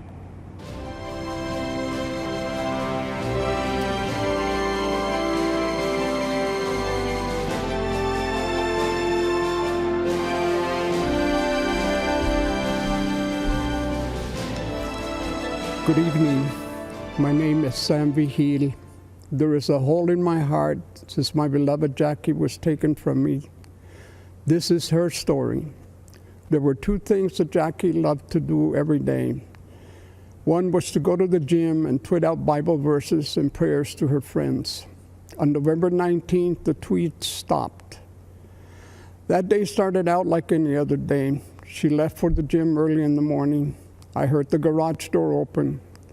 Seconds later, I heard the car horn. I went outside to see if she had forgotten something. What I saw was a Jeep blocking her car in the driveway. I noticed the bullet hole in Jackie's window. I saw someone jumping into the Jeep and speeding away. Jackie had just been shot and killed in cold blood. We think this was a carjacking gone wrong, very wrong. Every time I open the garage door or stand in the driveway, I hear that horn. I see her slumped in the seat. When I go to bed at night, that sound and image haunt me. That's my life sentence. It's a sentence being served by too many families left behind by senseless killings. Albuquerque, where I live, is one of the most violent cities in the country. Fewer than 50% of homicides are solved. It is a sad irony that Jackie immigrated to the U.S. for a better life than her native Colombia, only to be gunned down in her own driveway. For 8 months, there were no arrests, no leads in connection with Jackie's murder. The Albuquerque police were overwhelmed. They needed help. Help arrived when President Trump launched Operation Legend in July of this year. Almost immediately, the FBI took over Jackie's case. In a matter of days, they arrested 4 people. The 5th suspect killer was arrested in Texas on unrelated charges. He is an illegal immigrant with a long criminal record. He had been deported in September and had come back in October to terrorize our community. I am extremely grateful to President Trump and the FBI for their efforts to deliver justice for Jackie and all the other innocent victims of violent crime. I am honored to support the president because he is supporting us. I know he will never stop fighting for justice, for law and order, for peace, security in our communities. Greetings, my fellow Americans. I am Clarence Henderson. There have been movements that have changed the course of history. Among the most extraordinary was the Civil Rights Movement. 60 years ago, segregation was legal and enforced.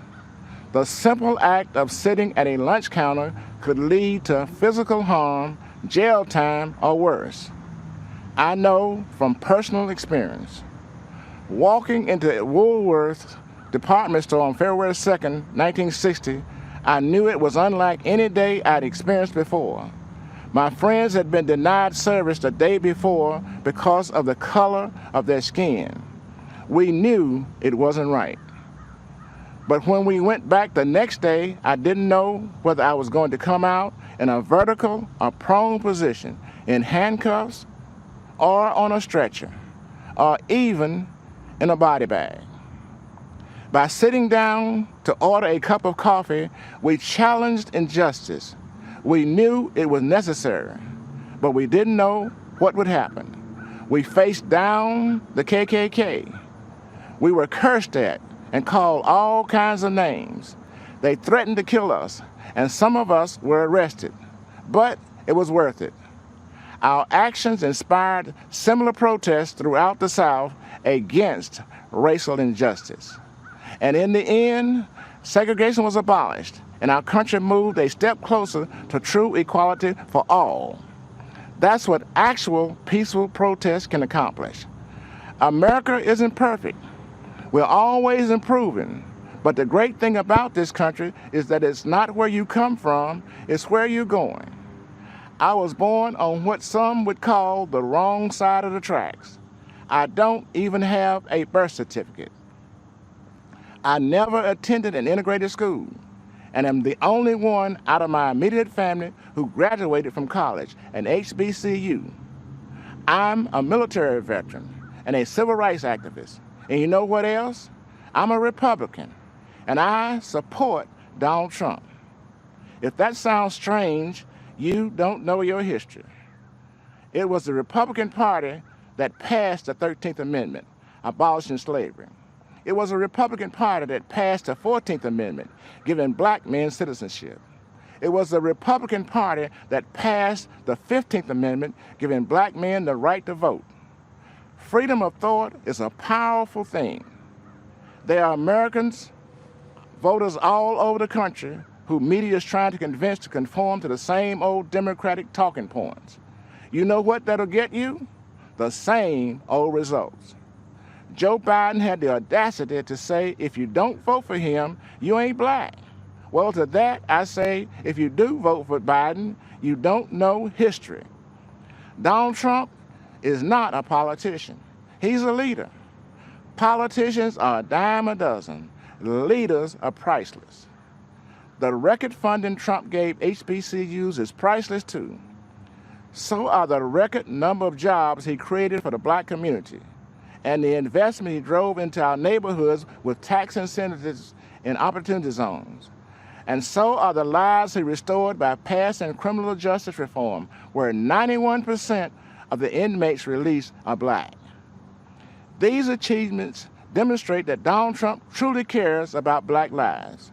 His policies show his heart. He has done more for black Americans in 4 years than Joe Biden has done in 50. Donald Trump is offering real and lasting change, an unprecedented opportunity to rise, a country that embraces the spirit of the civil rights movement of the 60s, a place where people are judged by the content of their character, their talents and abilities, not by the color of their skin. This is the America I was fighting for 60 years ago. This is the America Donald Trump is fighting for today. Let's all join in this fight for re-electing President Trump on November 3rd. Thank you.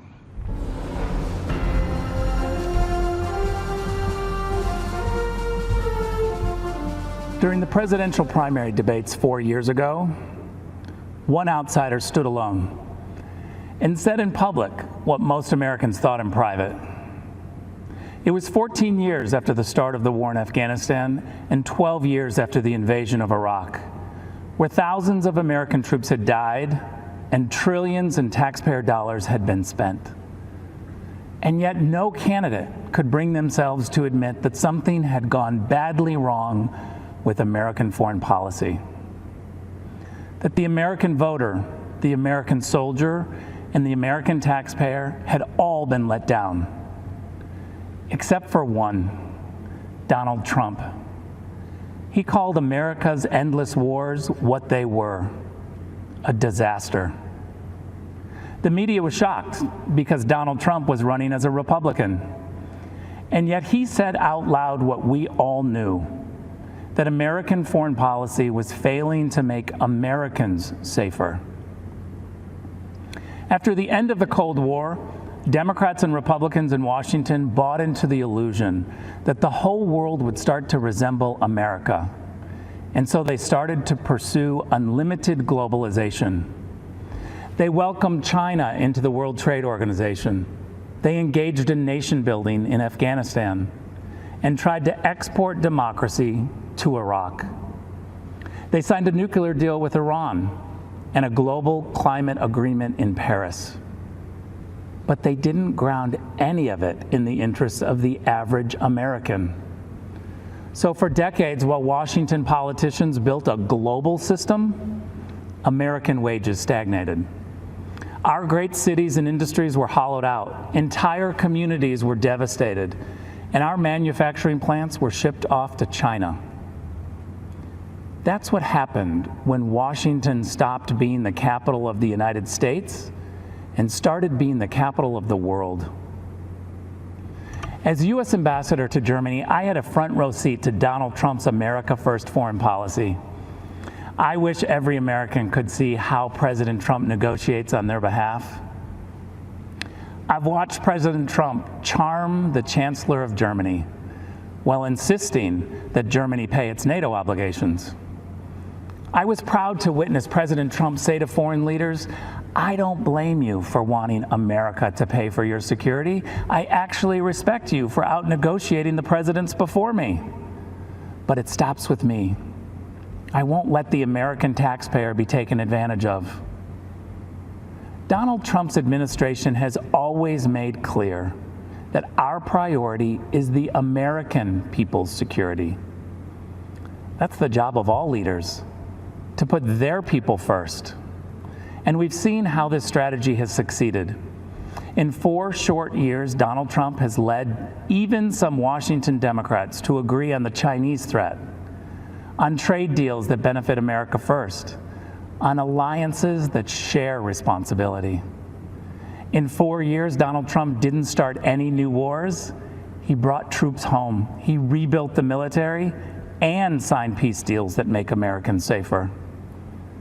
The Washington elites want you to think this kind of foreign policy is immoral, and so they call it nationalist.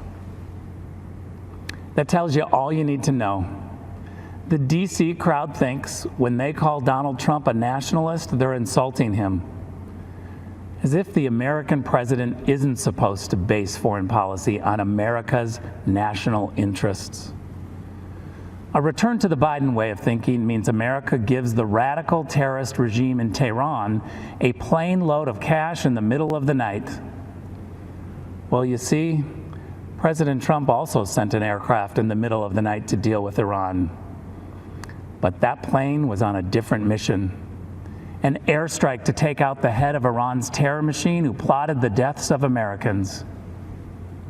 But we also must be clear that when those who seek freedom take tremendous personal risk in places like Hong Kong, Tehran, or Minsk, there is no doubt who President Trump's administration supports. We will always stand with the people who fight for their God-given freedoms. Don't be fooled. The Washington establishment is trying to sell you on their candidate. Joe Biden was first elected to the Senate in 1972, 48 years ago. Well, it's actually the typical Washington story. Just this year, 22 Democrats ran for president. They rejected all of the outsiders and nominated the ultimate Washington insider, someone they had to pull out of retirement. Every time Joe Biden offers a new idea, you should ask yourself, why didn't he try that over the last 48 years? Today, the Democrats blame a global pandemic that started in China on President Trump, and they still blame Russia for Hillary Clinton's loss in 2016. As acting director of national intelligence, I saw the Democrats' entire case for Russian collusion. And what I saw made me sick to my stomach. The Obama-Biden administration secretly launched a surveillance operation on the Trump campaign and silenced the many brave intelligence officials who spoke up against it. They presented bogus information as facts. They lied to judges. Then they classified anything that undermined their case. And after Donald Trump won the election, when they should have continued the American tradition of helping the president-elect transition into the White House, they tried instead to undercut him even more. Former Vice President Joe Biden asked intelligence officials to uncover the hidden information on President Trump's incoming national security advisor 3 weeks before the inauguration. That's the Democrats. Between surveillance, classifications, leaks, and puppet candidates, they never want the American people to know who's actually calling the shots. But with Donald Trump, you always know exactly who is in charge. Because the answer is you. You're in charge. Not lobbyists, not special interests, not warmongers or China sympathizers or globalization fanatics. With Donald Trump and Mike Pence in the White House, the boss is the American people. President Trump rightly calls his foreign policy America First. America First does not advance the interests of one group of Americans at the expense of another. It has no bias about red or blue, educated or not educated, urban or rural. America First is simply the belief that politicians should focus on the equality and dignity of every American, and that this duty is fulfilled by promoting the safety and wealth of the American people above all else. That's America First. That's the Trump doctrine. And that, my friends, is 4 more years.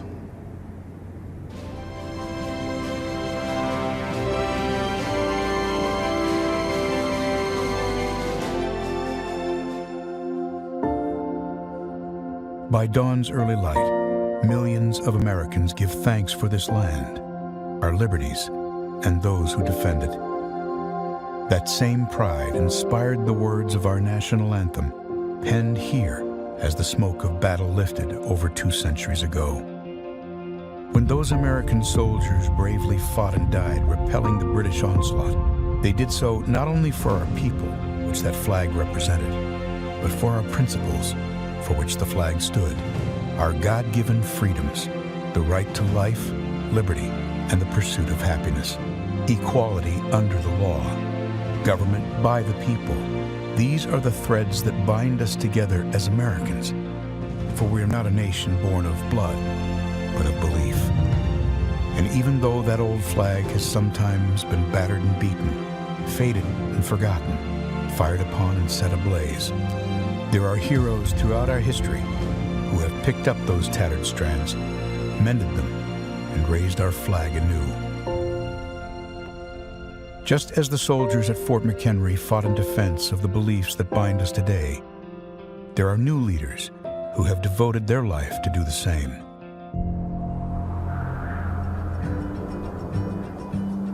Greetings across the amber waves of grain. This is Mike Pence. Across Indiana highways and homes, his voice warmly welcomed Hoosiers each morning. Mike Pence filled the radio waves with conservative commentary, guarding our American ideals. But much like the man who inspired him, Mike didn't grow up a Republican. As President Reagan said, freedom is never more than 1 generation away from extinction. His grandfather was a hard-working Irish immigrant who drove a bus to provide for his family. His father served our nation bravely in the Korean War and earned a Bronze Star. Mike was the 3rd of 6 children, raised here in Columbus, Indiana, with a cornfield in his backyard. The foundation of America is freedom, and the foundation of freedom is faith. It was in this small Indiana town his foundation of faith in Jesus Christ was laid. And from that conviction sprung his love of people and service to others. It was at a church service where Mike met the love of his life, Karen. They married and have 3 children, Michael, Charlotte, and Audrey. I'm a Christian, a conservative, and a Republican, in that order. Mike became the president of a free market think tank, the host of a statewide conservative radio show, and then a congressman. In Washington, Mike quickly became known as a foremost defender of freedom. He led conservatives in the fight to protect our time-honored values of family, faith, life, liberty, and limited government. Our nation's strength begins at home, because strong families make a strong America. Mike earned the trust of the people of his state and became the 50th governor of Indiana. He delivered the largest state tax cut in Indiana history, expanded school choice, led the country in manufacturing, and helped more Hoosiers get to work than ever before. But he wasn't through. ABC News has learned that Donald Trump will choose Indiana Governor Mike Pence to be his running mate. I would like to introduce a man who I truly believe will be the next vice president of the United States, Governor Mike Pence. As our vice president, Mike Pence has held tightly to those threads of freedom woven through our history. Leading with those principles alongside President Trump, our nation experienced prosperity like never before. He is solid as a rock. He's been a fantastic vice president. And now, in these uncertain days, we are equipped to overcome. In times of trouble, some call to retreat from those ideals. But Americans throughout history have lifted them in triumph, hope, and resilience. Mike Pence knows those stars and stripes do not merely represent who we are, but more importantly, what we can be. As the sun rises again on America, we lift our eyes to those lofty truths, to guide our country and every one of us to greater heights. In this land of the free and home of the brave. Vice President Mike Pence.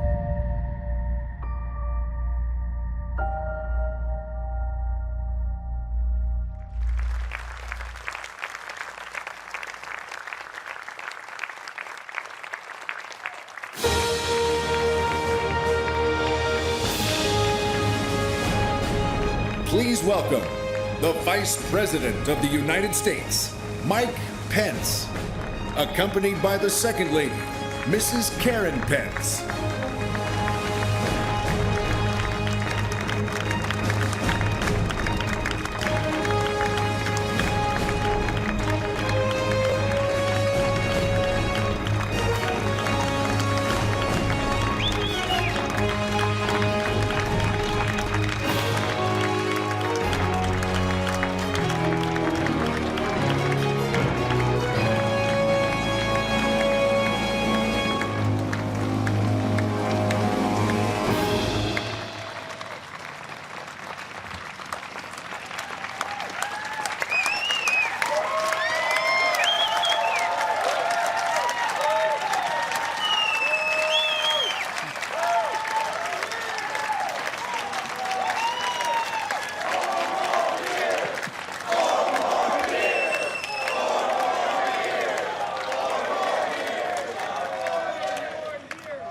Good evening, America. It's an honor to speak to you tonight from the hallowed grounds of Fort McHenry, the site of the very battle that inspired the words of our national anthem. Those words have inspired this land of heroes in every generation since. It was on this site 206 years ago when our young republic heroically withstood a ferocious naval bombardment from the most powerful empire on earth. They came to crush our revolution, to divide our nation, and to end the American experiment. The heroes who held this fort took their stand for life, liberty, freedom, and the American flag. And those ideals have defined our nation. But they were hardly ever mentioned at last week's Democratic National Convention. Instead, Democrats spent 4 days attacking America. Joe Biden said that we were living through a season of darkness. But as President Trump said, where Joe Biden sees American darkness, we see American greatness.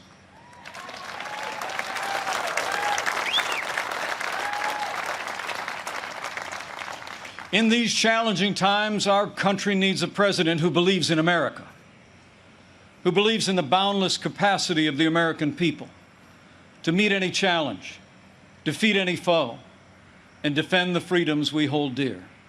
America needs 4 more years of President Donald Trump in the White House.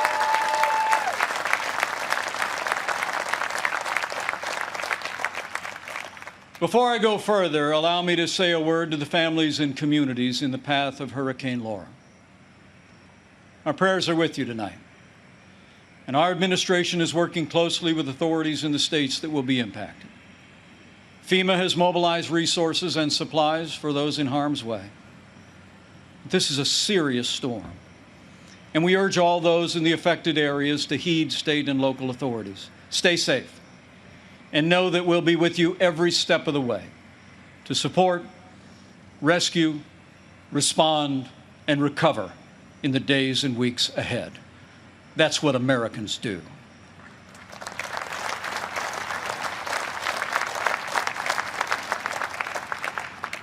Four years ago, I answered the call to join this ticket because I knew that Donald Trump had the leadership and the vision to make America great again.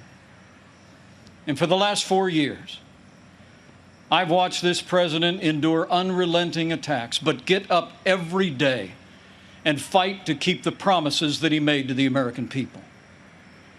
So with gratitude for the confidence President Donald Trump has placed in me, the support of our Republican Party, and the grace of God, I humbly accept your nomination to run and serve as Vice President of the United States.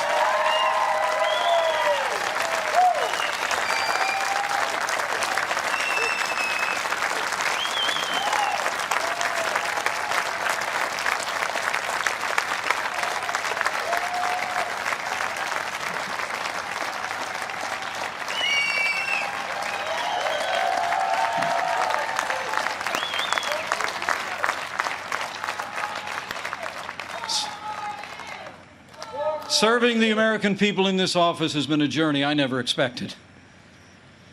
It's a journey that would not have been possible without the support of my family, beginning with my wonderful wife, Karen.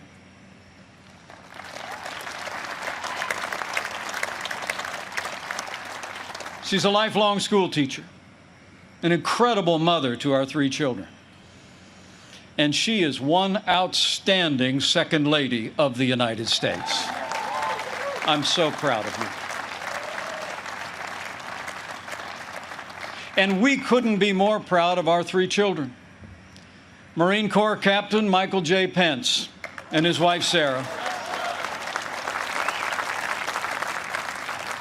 Our daughter, Charlotte Pence Bond, an author and the wife to Lieutenant Henry Bond, who is currently deployed and serving our nation in the United States Navy.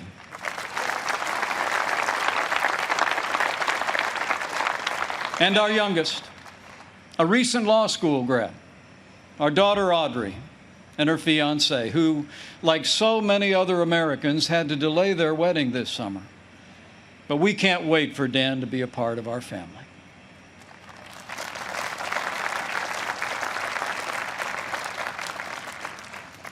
In addition to my wife and kids, the person who shaped my life the most is also with us tonight. My mom, Nancy.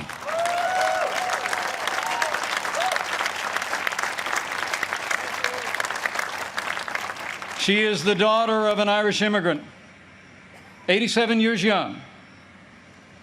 And Mom follows politics very closely. And the truth be told, sometimes I think I'm actually her second favorite candidate on the Trump-Pence ticket. Thank you, Mom. I love you.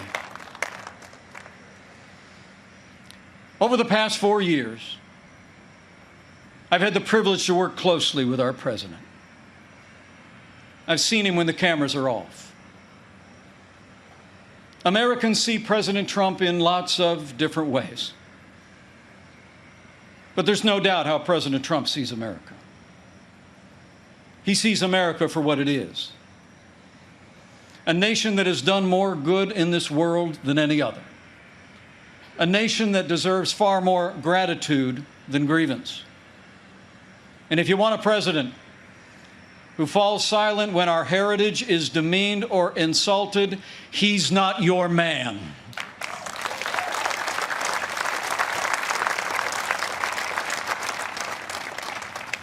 Now, we came by very different routes to this partnership. And some people think we're a little bit different. But you know, I've learned a few things watching him. Watching him deal with all that we've been through over the past 4 years. He does things in his own way, on his own terms. Not much gets past him. And when he has an opinion, he's liable to share it. He's certainly kept things interesting. But more importantly, President Donald Trump has kept his word to the American people.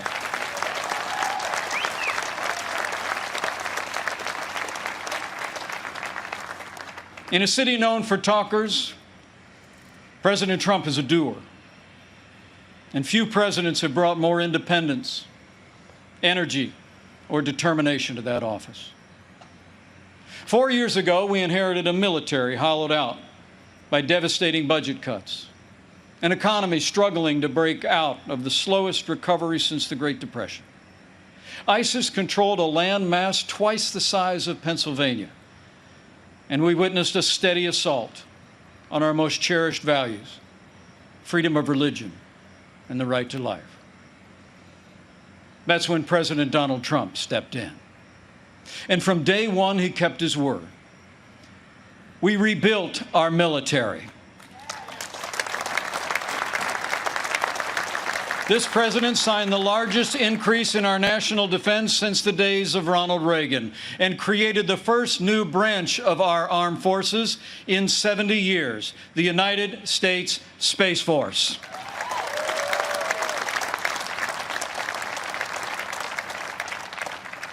And with that renewed energy, we also returned American astronauts to space on an American rocket for the first time in nearly 10 years.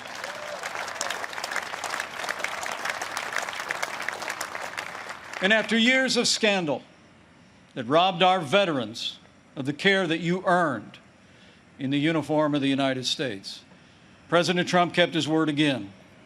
We reformed the VA, and Veterans Choice is now available for every veteran in America.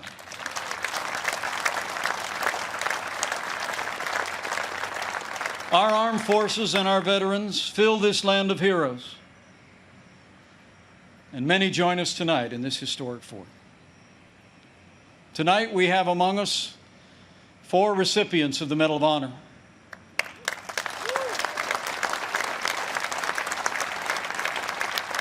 Six recipients of the Purple Heart. A Gold Star mother of a gallant Navy SEAL. And wounded warriors from Soldier Strong, a group that serves our injured veterans every day. We are honored by your presence, and we thank you for your service.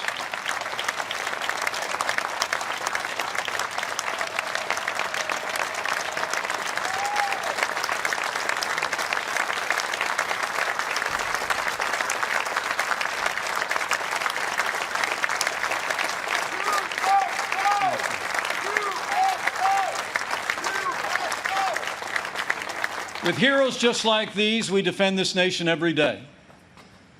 And under this Commander-in-Chief, we've taken the fight to radical Islamic terrorists on our terms, on their soil. Last year, American armed forces took the last inch of ISIS territory, crushed their caliphate, and took down their leader without one American casualty. And I was there when President Trump gave the order to take out the world's most dangerous terrorist. Iran's top general will never harm another American because Qasem Soleimani is gone.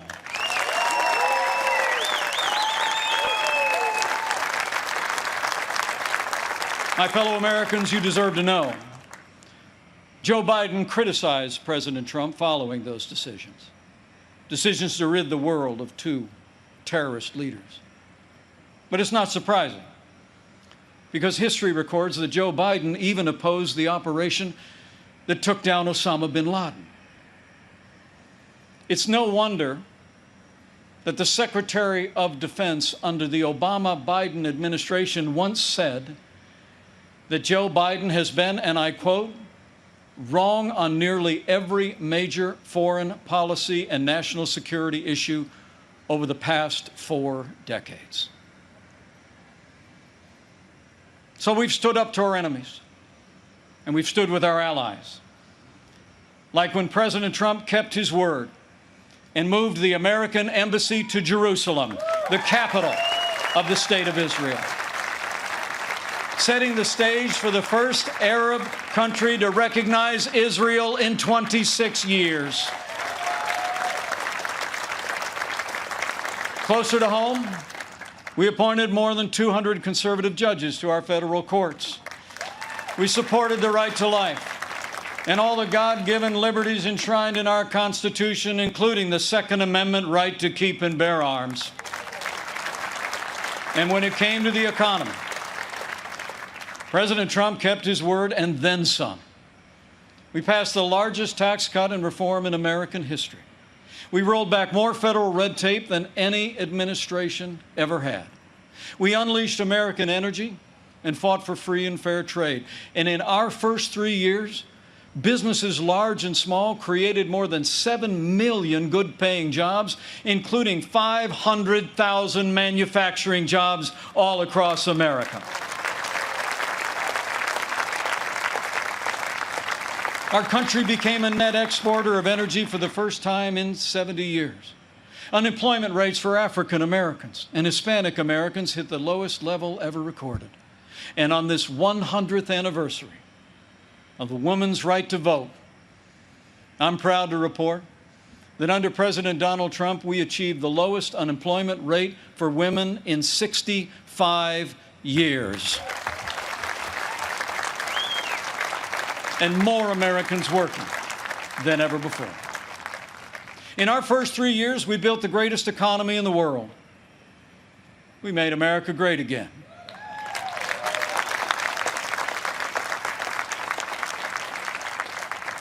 And then the coronavirus struck from China.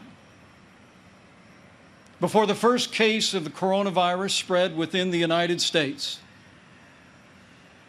the President took unprecedented action and suspended all travel from China, the second largest economy in the world. Now, that action saved untold American lives. And I can tell you firsthand, it bought us invaluable time to launch the greatest national mobilization since World War II. President Trump marshaled the full resources of our federal government from the outset. He directed us to forge a seamless partnership with governors across America in both political parties. We partnered with private industry to reinvent testing and produce supplies that were distributed to hospitals around the land. Today, we're conducting more than 800,000 tests a day, and we have coordinated the delivery of billions of pieces of personal protective equipment for our amazing doctors, nurses, and healthcare workers.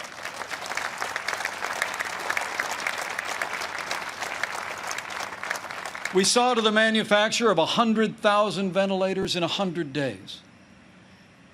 And no one who required a ventilator was ever denied a ventilator in the United States.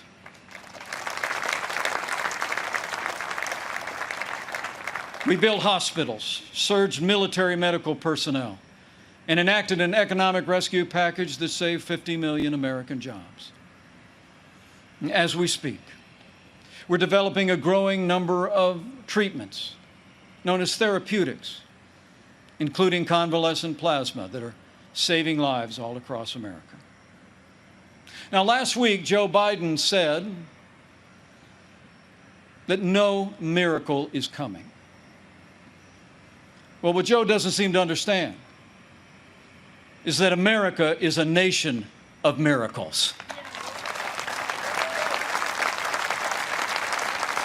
And I'm proud to report that we're on track to have the world's first safe, effective coronavirus vaccine by the end of this year.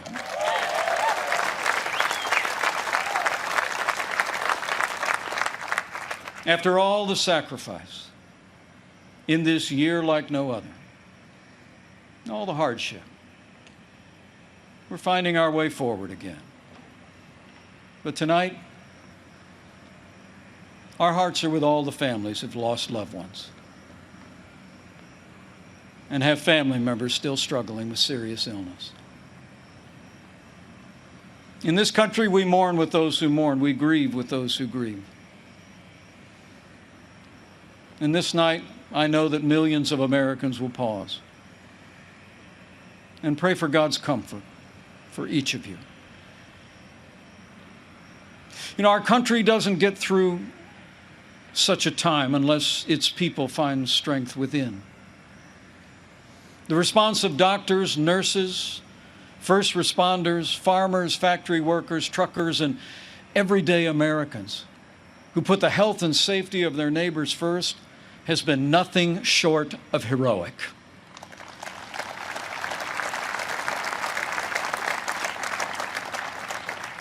Veronica Sayez put on her scrubs every day in and day out, went to work in one of New York City's busiest hospitals.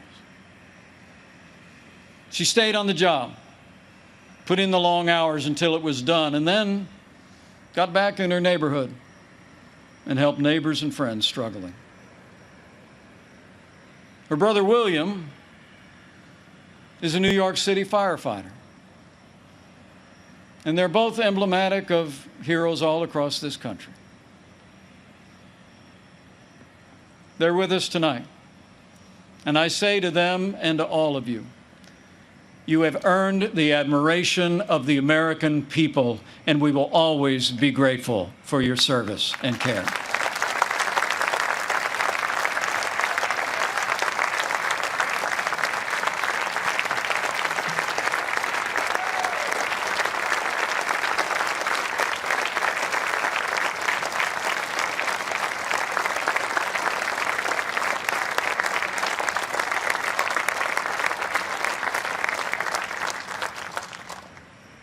Thanks to the courage and compassion of the American people, we're slowing the spread. We're protecting the vulnerable. And we're saving lives. And we're opening up America again. Because of the strong foundation that President Trump poured in our first 3 years, we've already gained back 9.3 million jobs in the last 3 months alone.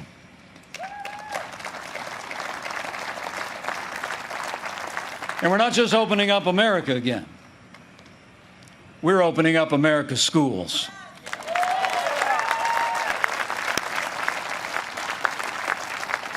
And I'm proud to report that my wife, Karen, that school teacher I've been married to, will be returning to her classroom next week. And so to all of our heroic teachers and faculty and staff, thank you for being there for our kids. We're going to stay with you every step of the way.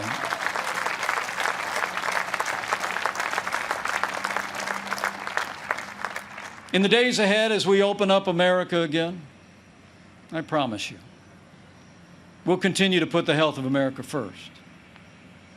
And as we work to bring this economy back, we all have a role to play. And we all have a choice to make.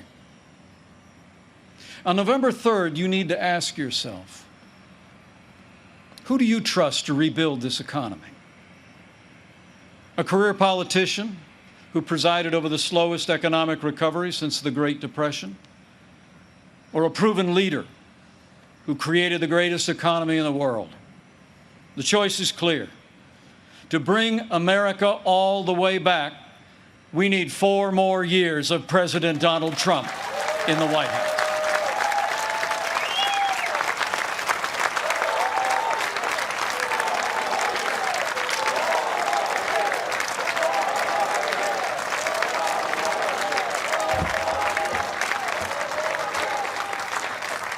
My fellow Americans, we're passing through a time of testing.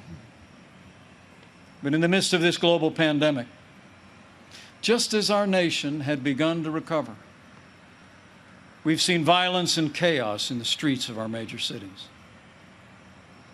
President Trump and I will always support the right of Americans to peaceful protest.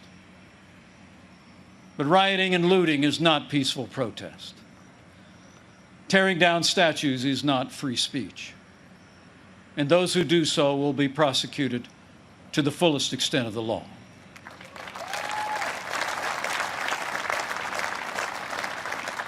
Last week, Joe Biden didn't say one word about the violence and chaos engulfing cities across this country. So let me be clear. The violence must stop, whether in Minneapolis, Portland, or Kenosha. Too many heroes have died defending our freedom to see Americans strike each other down. We will have law and order on the streets of this country for every American of every race and creed and color. Those American wrongs. They believe the federal government needs to dictate how Americans live, how we should work, how we should raise our children, and in the process deprive our people of freedom, prosperity, and security. Their agenda is based on government control. Our agenda is based on freedom.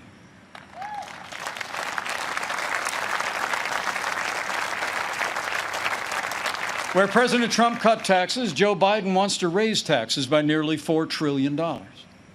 Where this president achieved energy independence for the United States, Joe Biden would abolish fossil fuels, end fracking, and impose a regime of climate change regulations that would drastically increase the cost of living for working families.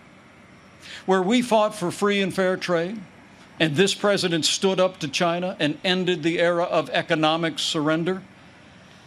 Joe Biden has been a cheerleader for communist China. He wants to repeal all the tariffs that are leveling the playing field for American workers. And he actually criticized President Trump for suspending all travel to China at the outset of this pandemic. Joe Biden is for open borders, sanctuary cities, free lawyers and health care for illegal immigrants. And President Trump, he secured our border and built nearly 300 miles of that border wall. Joe Biden wants to end school choice. And President Trump believes that every parent should have the right to choose where their children go to school, regardless of their income or area code. President Trump has stood without apology for the sanctity of human life every day of this administration. Joe Biden, he supports taxpayer funding of abortion right up to the moment of birth. When you consider their agenda, it's clear. Joe Biden would be nothing more than a Trojan horse for the radical left.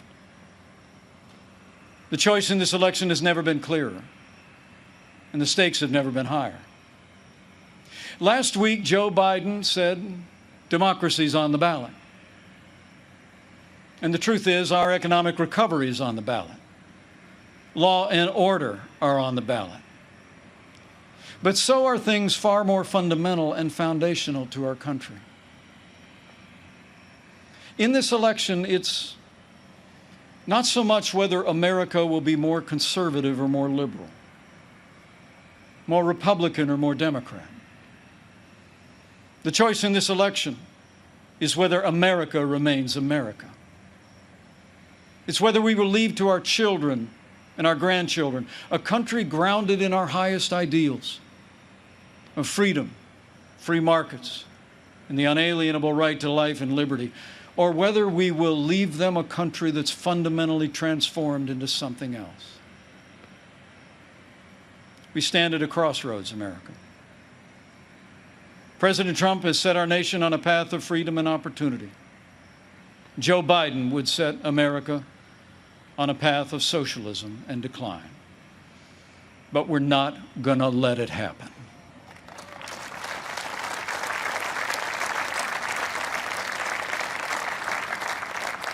President Donald Trump believes in America and in the goodness of the American people, the boundless potential of every American to live out their dreams in freedom. And every day, President Trump has been fighting to protect the promise of America. Every day, our president has been fighting to expand the reach of the American dream. And every day, President Donald Trump has been fighting for you. And now it's our turn to fight for him.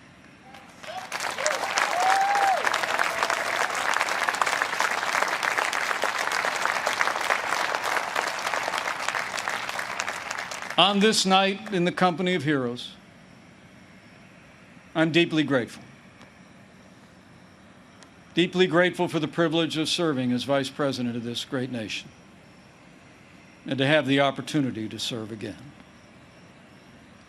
I pray to be worthy of it, and I will give that duty all that's in me. In the year 2020, the American people have had more than our share of challenges. But thankfully, we have a president with the toughness, energy, and resolve to see us through. Now, those traits actually run in our national character.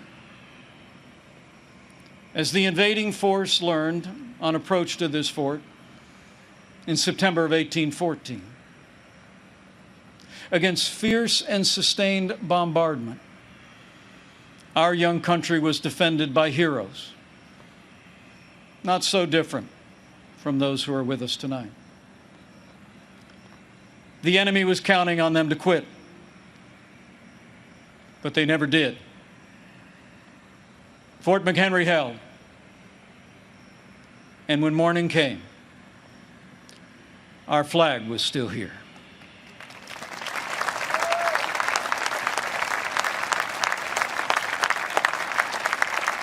My fellow Americans, we're going through a time of testing.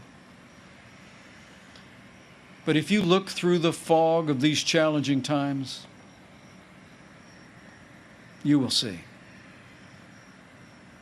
our flag is still there today.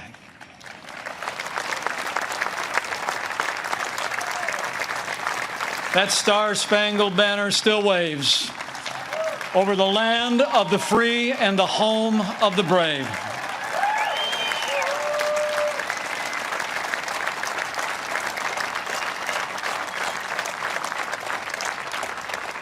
From these hallowed grounds, American patriots in generations gone by did their part to defend freedom. Now it's our turn. So let's run the race marked out for us. Let's fix our eyes on Old Glory and all she represents. Let's fix our eyes on this land of heroes and let their courage inspire. And let's fix our eyes on the author and perfecter of our faith and our freedom. And never forget that where the Spirit of the Lord is, there is freedom. That means freedom always wins.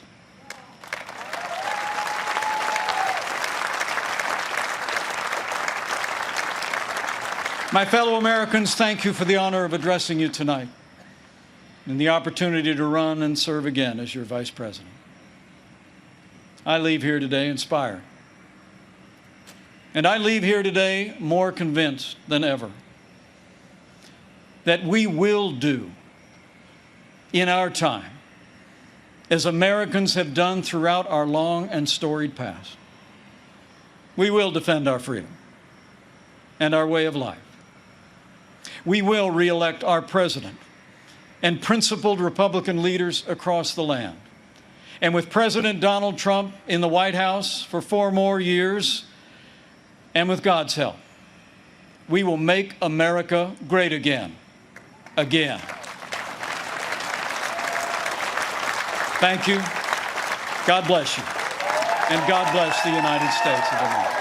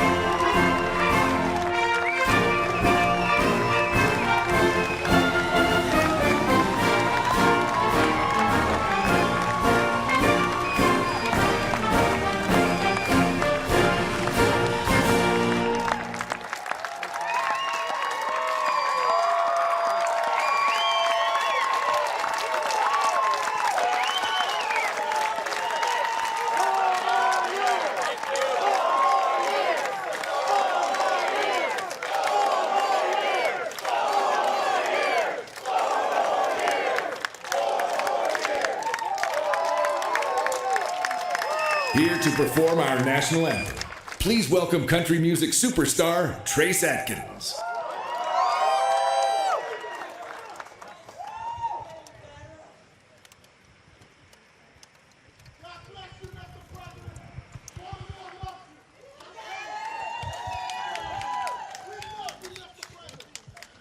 Oh, say, can you see by the dawn's early light, what so proudly we hailed at the twilight's last gleaming, whose broad stripes and bright stars through the perilous fight o'er the ramparts we watched were so gallantly streaming, and the rocket's red glare, the bombs bursting in air, gave proof through the night that our flag was still there. Oh, say does that star-spangled banner yet wave o'er the land of the free and the home